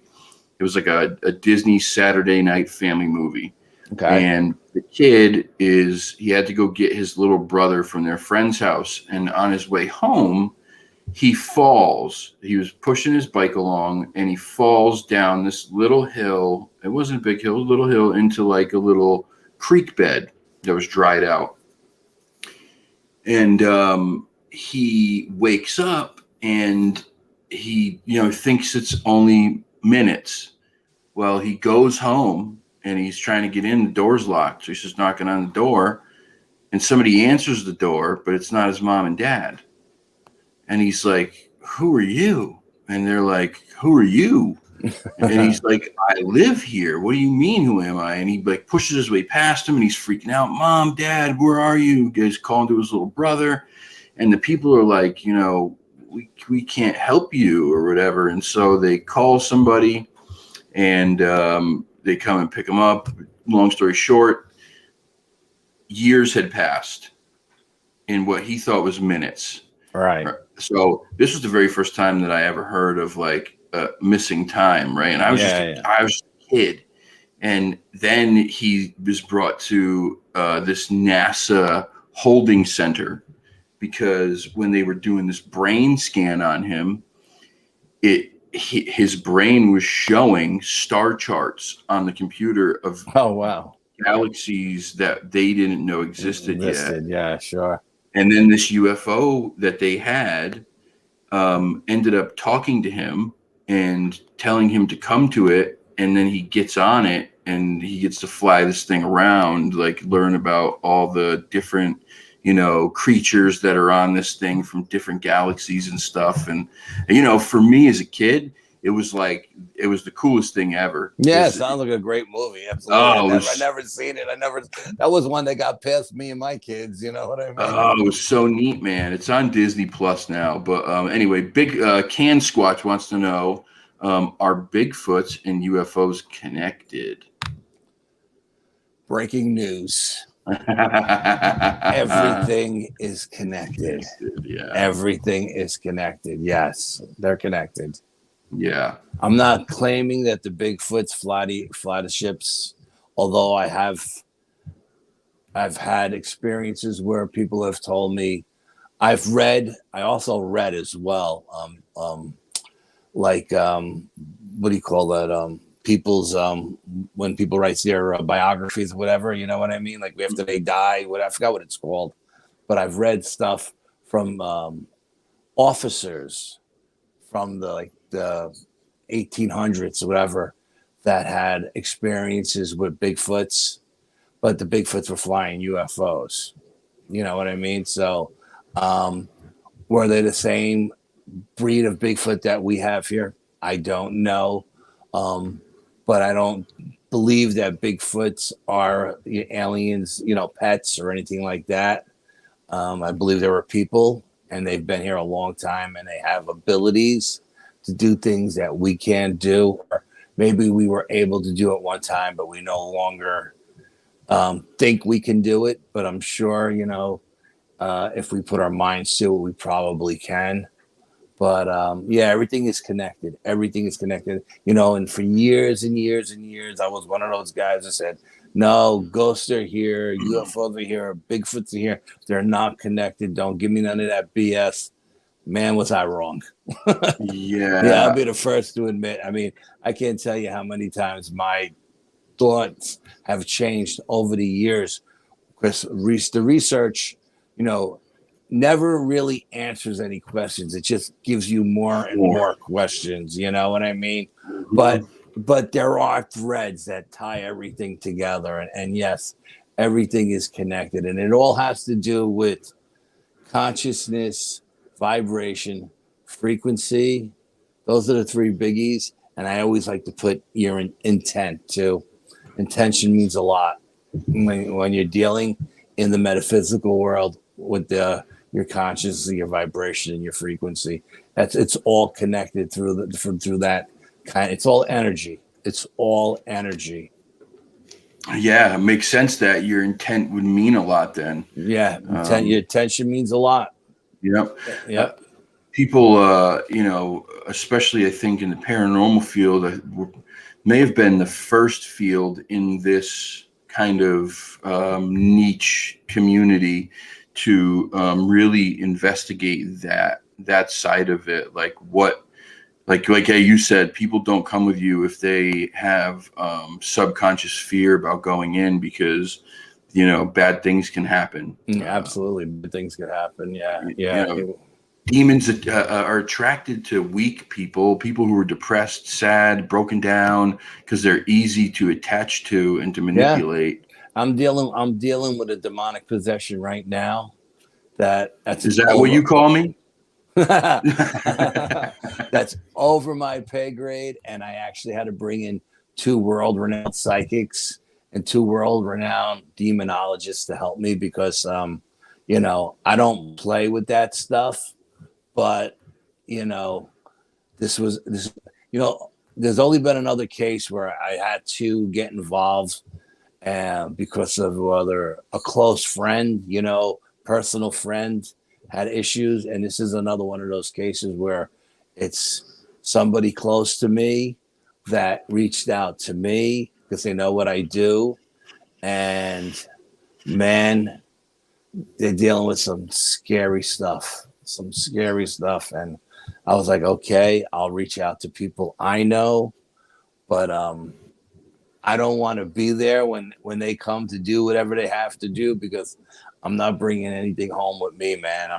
It's above my pay grade. Yeah, no thanks. That's the biggest fear with that, with the paranormal stuff is being in the wrong place at the wrong time, having something maybe sneak through, with whatever you're playing with, and then boom, now this thing is attached to you. I mean, we talked about this briefly before we did the last show about Aaron from Ghost Adventures. Has never protected himself once. Absolutely not. Yeah. And it completely ruined his life.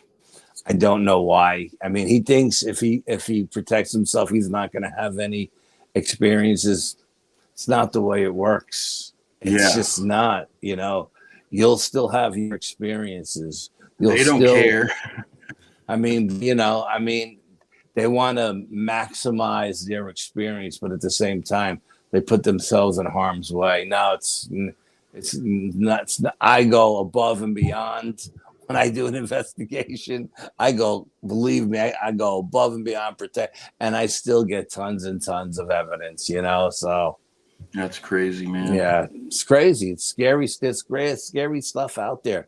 It's very scary stuff, man. I'm telling you, it's scary. There's some dark shit out there. I mean, I had Robin McRae. Do you know who she is? Oh, I love Robin. Absolutely. Oh, she's great. She was on just after you. Okay. And she was telling us about some of the stuff that's out there, and that like some of the projects that the government was working on in this hybridization program that they basically kind of tried to steal from the ETs. Yeah, well, that doesn't surprise me. Yeah, sure. Yeah, but they did it. They didn't really know what they were doing. So in the process, they created some of these really, really messed up creatures that they ended up basically they couldn't use them for what they wanted to use them for. So they just kind of were like, "See you later," and tossed them out. Like, why would they do that though? Why, if you have something that you can't control and you can't work with, why wouldn't you just put it down? Why would you release it on the world? Unless you have an agenda. Maybe I mean? There's an agenda. I don't know. I love Robin, and she's definitely one of my favorite people in the world. But, I'm not one of these people who buy into the government conspiracy theory stuff with anything. You know what I mean? Yeah. I need data. I need evidence. I can't go by hearsay and theories. I just can't. You know what I mean? And if you don't have the data and evidence to prove that to me, then I'm not saying you're a liar. I'm just saying, I can't believe it. I got you. I totally get you. Here, Mark has this sounds like a pretty important question. So we'll do this one. This will probably be the last question for the night. Okay. We're about an hour and 50 right now. So, okay. Hey, Al, I had a supposed friend. It turns out she is a witch. She put something dark on me. Do you know anyone who deals with this kind of stuff? Ouch. Absolutely. Mark, I did answer you on the YouTube page. I don't know if you got my answer. I gave you my email address. So check out your initial, when you reached out to me on the YouTube page, go back and check it out. I left my email on that page for you if you want to give me a call. And yes, I do know people. Of course, I know people. I've been doing this a long time. And like I said, I know people who deal with all of that stuff I don't deal with, you know what I mean? So when people come to me, I hand them off, like, oh, this is this one's expertise here. This one's expertise. Yeah, I have a dear friend, like a sister to me. She's a hoodoo practitioner, and she deals with curses and charms and stuff like that. And she's the real deal. And absolutely, I've used her before. not only for myself, but for other clients as well. And, you know, if you do what she says, and if you've got a curse on you and you need to have it taken off, it's not an easy gig. You're going to really have to dig hard, deep down, because it's going to take a lot to get that off. And if you don't do exactly what these people tell you to do, and you cut corners, or you don't have the patience to do everything they tell you to do, it's not going away. You know what I mean? It's not easy getting curses off of you and stuff like that. And even like love spells. I've had clients who have love spell put on them. You know what I mean? And I had to get this woman involved, and you know, it takes a lot to break those spells. You know, those spells are binding, and they truly do work, and it takes a lot to break that kind of binding. And you know, so yeah. I would love one of those love spells. Where do I get one of those? Yeah, you don't want to deal with that shit, man. And, you know, there's always a catch to any of those, you know, incantations and charms and shit. You know what I mean? It's always a double-edged sword. It never really quite works out the way you think it's going to work out. Yeah, probably not. That's why they are. That's why they are what they are. Yes. Yeah, but so I wanted to go back real quick to Mark when you asked Al if he knew anyone who dealt with this stuff, and Al, you know, said, "Yeah, I know a lot of people." Remember, he's a mailman. That's code for something. He knows people. Yeah. No codes. Absolutely not. The reason why they call me the Squatch Father. Oh man. Anybody else, real quick, if you have a question, you know, shoot it out right now. We'll try to get one more in here before we end this thing, because I got to go to work. I don't want to go to work. I feel like I'm on this stupid computer I am on it all day, but it's just it gets so redundant, man. So redundant. Doing it over and over. I love the show. Don't get me wrong. The show. Yeah. No, I could work on a computer all day. It would make me insane. Man, it's lonely, and it's like, you know, that's why I got these glasses, because my eyes have been really, really bothering me. Like, they start burning. I get like wicked bad headache. It's you know, hours and hours, absolutely. 10, 12 hours. It's just awful. Nobody else? Nobody wants to get one more question in? All right, I guess not. Well, listen, man, another 2 hours we did, and it felt like it was 30 minutes. Yeah, just ridiculous, man, ridiculous. And you probably still got, you know, days worth of stories to tell. Oh God, experiences to tell. Experiences. I've got so many experiences, I can't even remember them all at this stage of the game. You know what I mean? There's stuff I've forgotten. Honestly, I've been doing it so long that there's investigations I've forgotten all about. Every now and then someone will say, "Hey, remember when we did this?" And I'm like, "Oh wow, yeah, that was so long, I forgot all about it." You know? Yeah. Because I don't write anything down. You know, everybody's like, "You got to write it down. You got to write it down. You got to write it." Everybody at the library wanted me to write a book, and I was like, "No, I'm not an author." Everybody and their mother's got a book. What makes you think people want to read something from me? You know what I mean? So I bet you it'd be a great book, though. Oh man, if we ever put a book together with all of the stuff I have, forget about it. It'd be like Encyclopedia Britannica. Oh, you should, man. So you shouldn't have said that, because now I'm going to tell you all the time. You should write that book.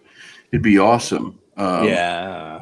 I really would love at some point for me and you to go out and do something. No, I'm in. Absolutely. Next time you're in my area, I know you say you got a location over here somewhere. I don't know if that's where you found that big footprint or whatever, but if it's, you know, close to me, absolutely, I'm in.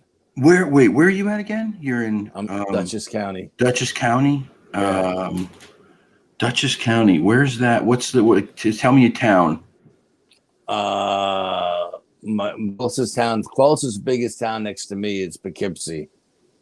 Poughkeepsie. Okay. Then you got you got LaGrange, and you got Beekman. It goes all the way to Pauling, goes all the way across to like Patterson, I think. Patterson or Pauling, all the way across. There's a lot of little towns in between. No, see, I don't have anything out there, but I have, like, where I go most of the time is northeast, northwest Connecticut. Like Chris, his areas out there on the border.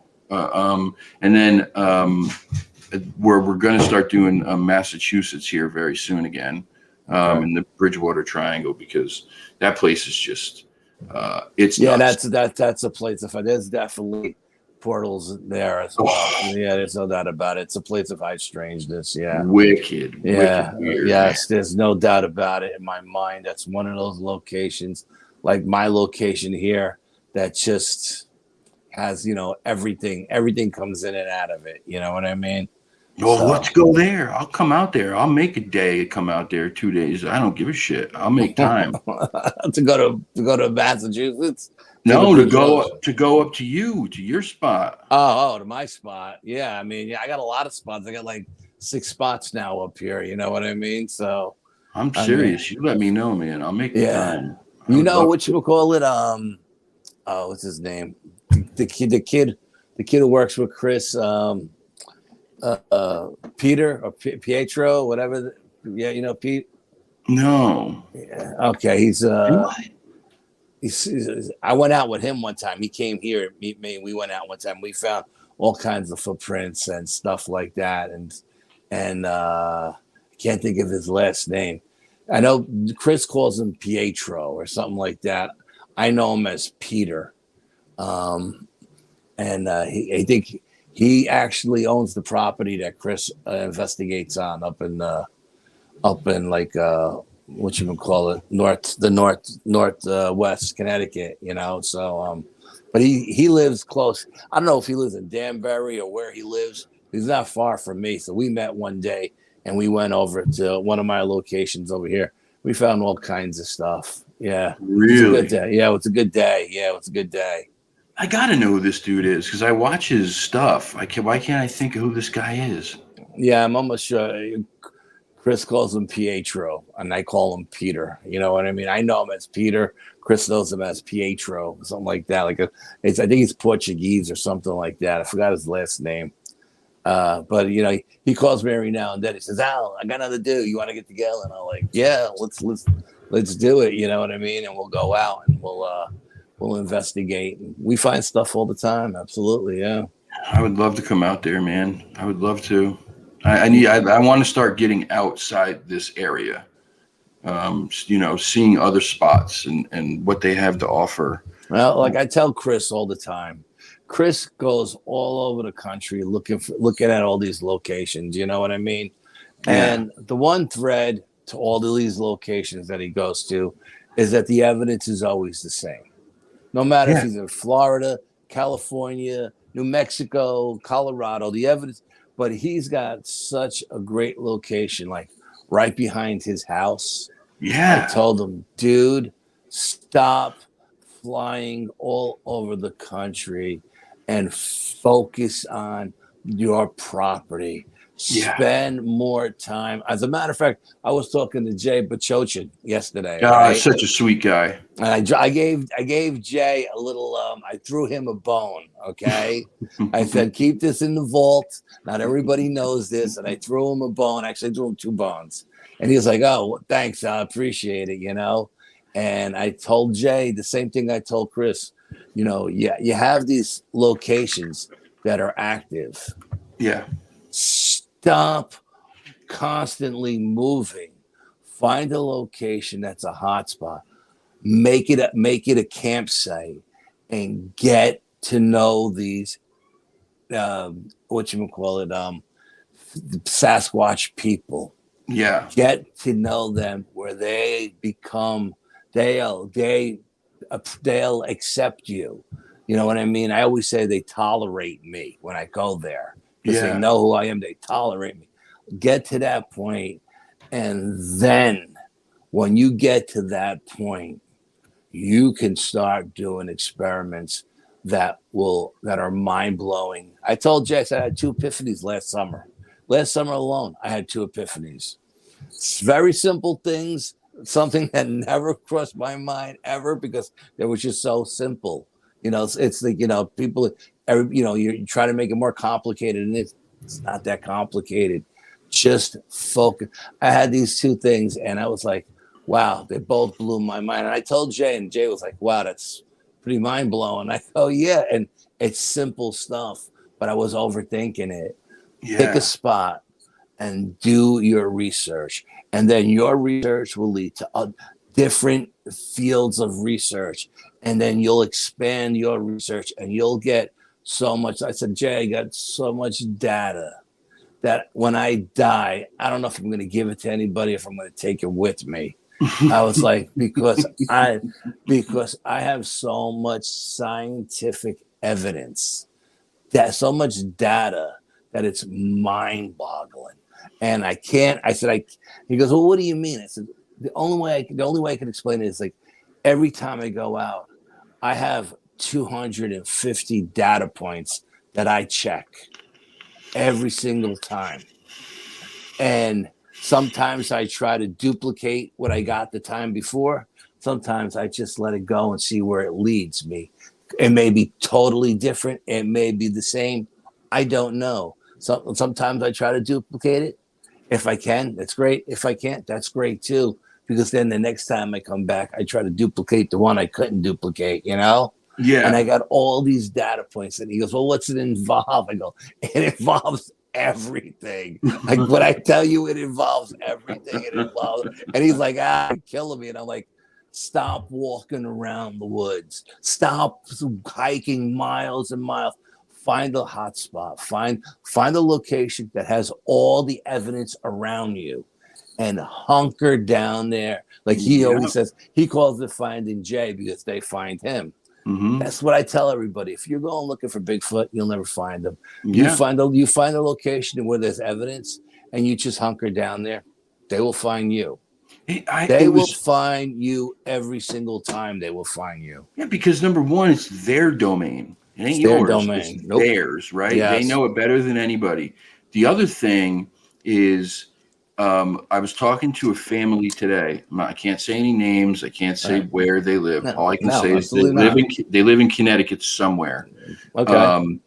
They moved into. They've been living in this house that has a lot of woods around it, lots, and they've had ongoing activity for years and years, and they didn't know what it was for a very long time till they started like looking stuff up on the internet of things that were happening, and then all of these things continued to point in one direction, and it pointed to Sasquatch, right? And of course it blew their mind. They thought like these things weren't real, but then the activity had continued, and then there was more activity, and year after year it got more and more and more and more.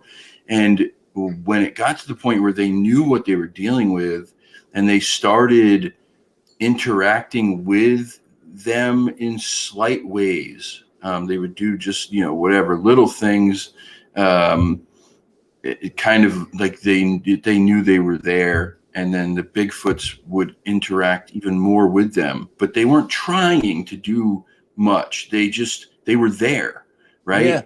And they lived in a place that was right by where these things lived, and the Sasquatch got curious about them, enough that they continued to come over and over. And it's like you hear when people go out camping. How many times have you heard somebody say, "Oh, we were camping and something came in the middle of the night and was breathing on my tent"? Yeah, absolutely. Without a doubt.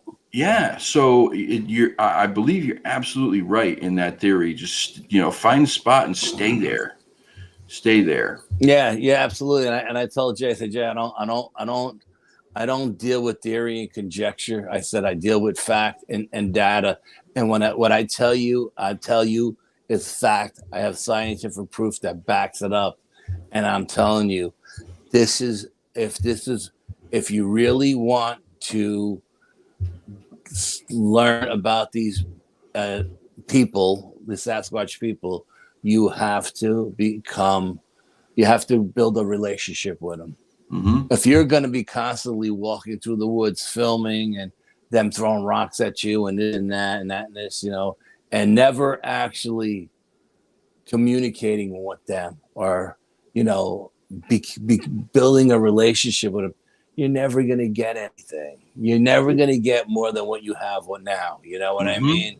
Yeah. And there's so much more out there.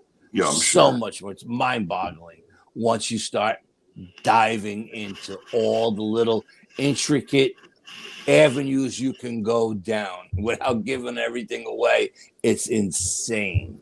And then you get these epiphanies that just blow your mind. You're like, oh my God, how did I not see that coming? You know what I mean?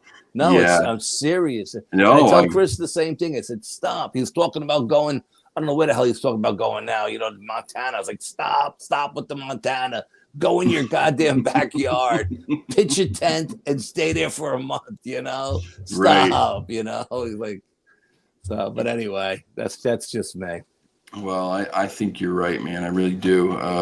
It's how you see it over and over again. And it's when people have ongoing activity in their property, in their house, it's the same principle. It's because they're not going out looking for them. The Sasquatch come to them because of that curiosity that they have. They're super curious. Super curious. And they want to know what you're doing on their property. They, you know, and just like you want to know what they're doing on your property. And like I said, they know the minute you enter their domain, they know you're there. Oh yeah. And I also believe not only do they can tell your intent by the color of your aura. They see your color, they see your aura. Oh, I'm sure they do. And if you have a black aura, you will never make contact with them. Nope. They will run away from you as fast as they can. They want nothing to do with you. Yeah. I'm telling you, it's true. You know what I mean? And it's just there's so many avenues to go down and so much more research. I hate when people say, "Oh, well, we haven't discovered anything in the last 70 years. It's been the same thing."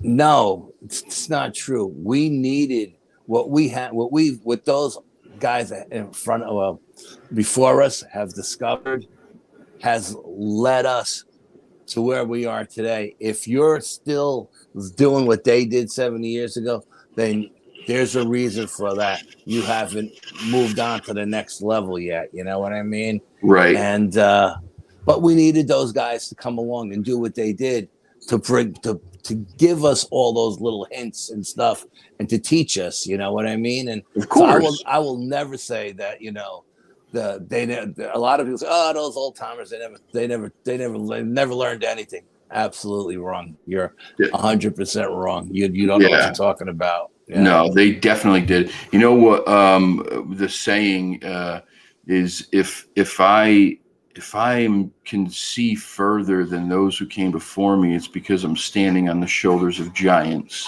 There you go. Absolutely. Yep.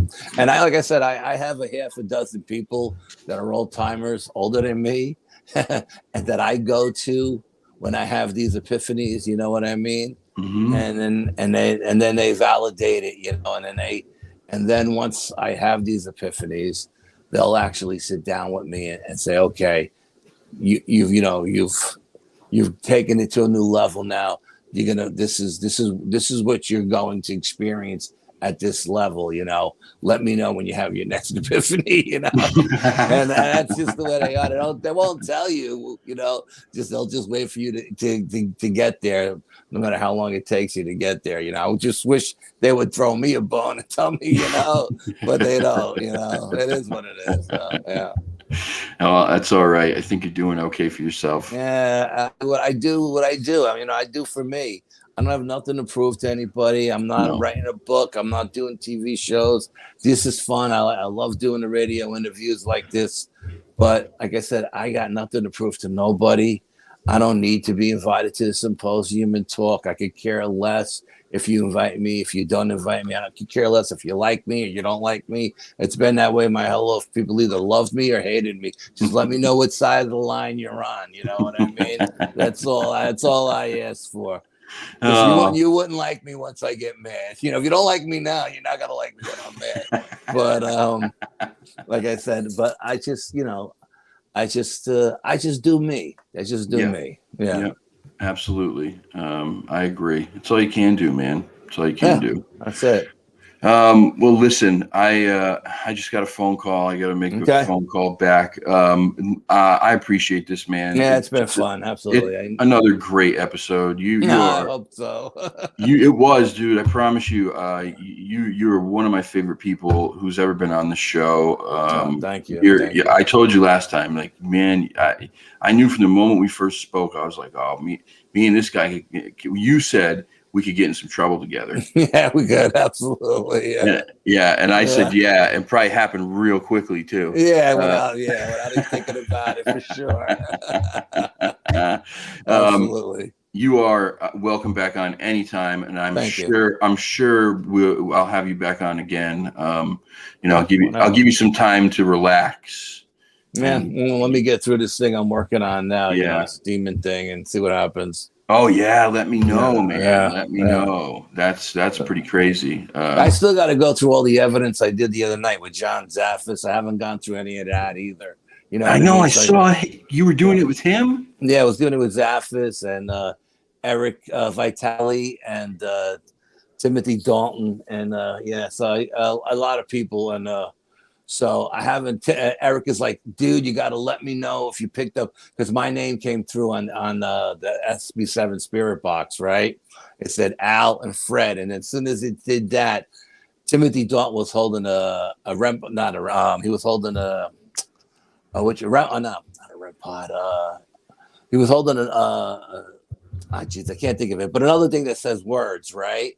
As soon as my name came through the SB7 Spirit Box, Alfred, the other thing that he was holding said Alfred too. It's like it validated what it just came through the SB7 Spirit Box, you know. The Ovilus, he was holding an Ovilus. Yeah, I told him, I said, Tim, you got to give me a screenshot of my name coming up on the Ovilus. You know, hopefully I was filming at the point where my name came through, and that was another thing because Ed and Lorraine Warren came through. Okay. No. Yes, and they were calling to Eric, and Eric's like, dude, you gotta let me know if you have Ed and Lorraine calling my name. You know, you gotta send it to me. I was like, I've been really busy, you know, winterizing the house, and I knew I was going shooting today with my cousins. I said, I haven't had a chance to go through any of the evidence yet, but as soon as I get through, you know, through the videos and everything, if I have it, you have it. You know what I mean? So let me ask you one more question, just a quick one. In your opinion, out of all the equipment, like paranormal stuff, you know, the SB7, Ovilus, I know the REM pods and all that stuff, but like the stuff that you can hear voices or you see the words, which do you think is the better option? If you had to choose, would it be the SB7? Well, I like the whatchamacallit, the Ovilus, because not only do you see the words, but it actually records the time and the words that it said. You know what I mean? So you have that database built in for you. You know what I mean? So wow. Okay. All right. Yeah. I mean, but the SB7 box, I get the Echo Vox too. That works great too. I think that one does too. It records the evidence. It records everything as well. I know I got a couple of things that I use that actually record the date and time that was and what was said with, you know, 2 or 3 different things, but I don't always use everything. You know what I mean? Like, I like to go old school, new school. Yeah. So, you know, if I'm taking like 2 or 3 pieces of new school equipment, and then I'm taking 2 or 3 pieces of old school equipment, I can't take everything. I got like 8 bags, duffel bags of equipment. You know what I mean? So it's crazy. Yeah. And then I did that whatchamacallit the other night with the host from KGRA show, Scott Allen, and we did the Estes experiment. You know? No, you did. Yeah. And we were working through walkie-talkies because we didn't have a DVR system, so they couldn't see me. So whenever I heard a word, I would say it into the walkie-talkie, and they would hear it in real time where they were. They were in a different, like 3 stories up in the house. I was downstairs, and the stuff I was saying just was like 100% spot on. They were when I called it, when I tapped out of that, and I went upstairs to see what it was. They were like giddy as schoolgirls, like, "Oh, dude, you don't know what you answered so many questions." I was like, "No, I don't know because I don't know what you guys are saying." I was 3 floors away, you know. But yeah, I still got to go through that evidence as well. I got tons of stuff I got to go through. Yeah. Oh, that Estes experiment is so cool. So cool. Yeah. Oh man, yeah. I feel like that's one of the most accurate experiments that people do on a pretty regular basis. Like there's usually some pretty compelling stuff that comes through during that. Yeah, it's really amazing what comes through. Yep, Yeah. Absolutely. Yeah. All right. Well, all right, dude. I know I kept you long enough. No, you can keep me, man. You listen. This has been amazing. Like I said, you're awesome. I have so much fun when you're here, man. And we'll talk soon. We'll talk. Okay. Soon. All right, brother. Good night. Thank you so much. You guys have a great night. I'll see you next week on Wednesday with Alexander Petikoff. Have a wonderful rest of your weekend. I love you all. Ciao.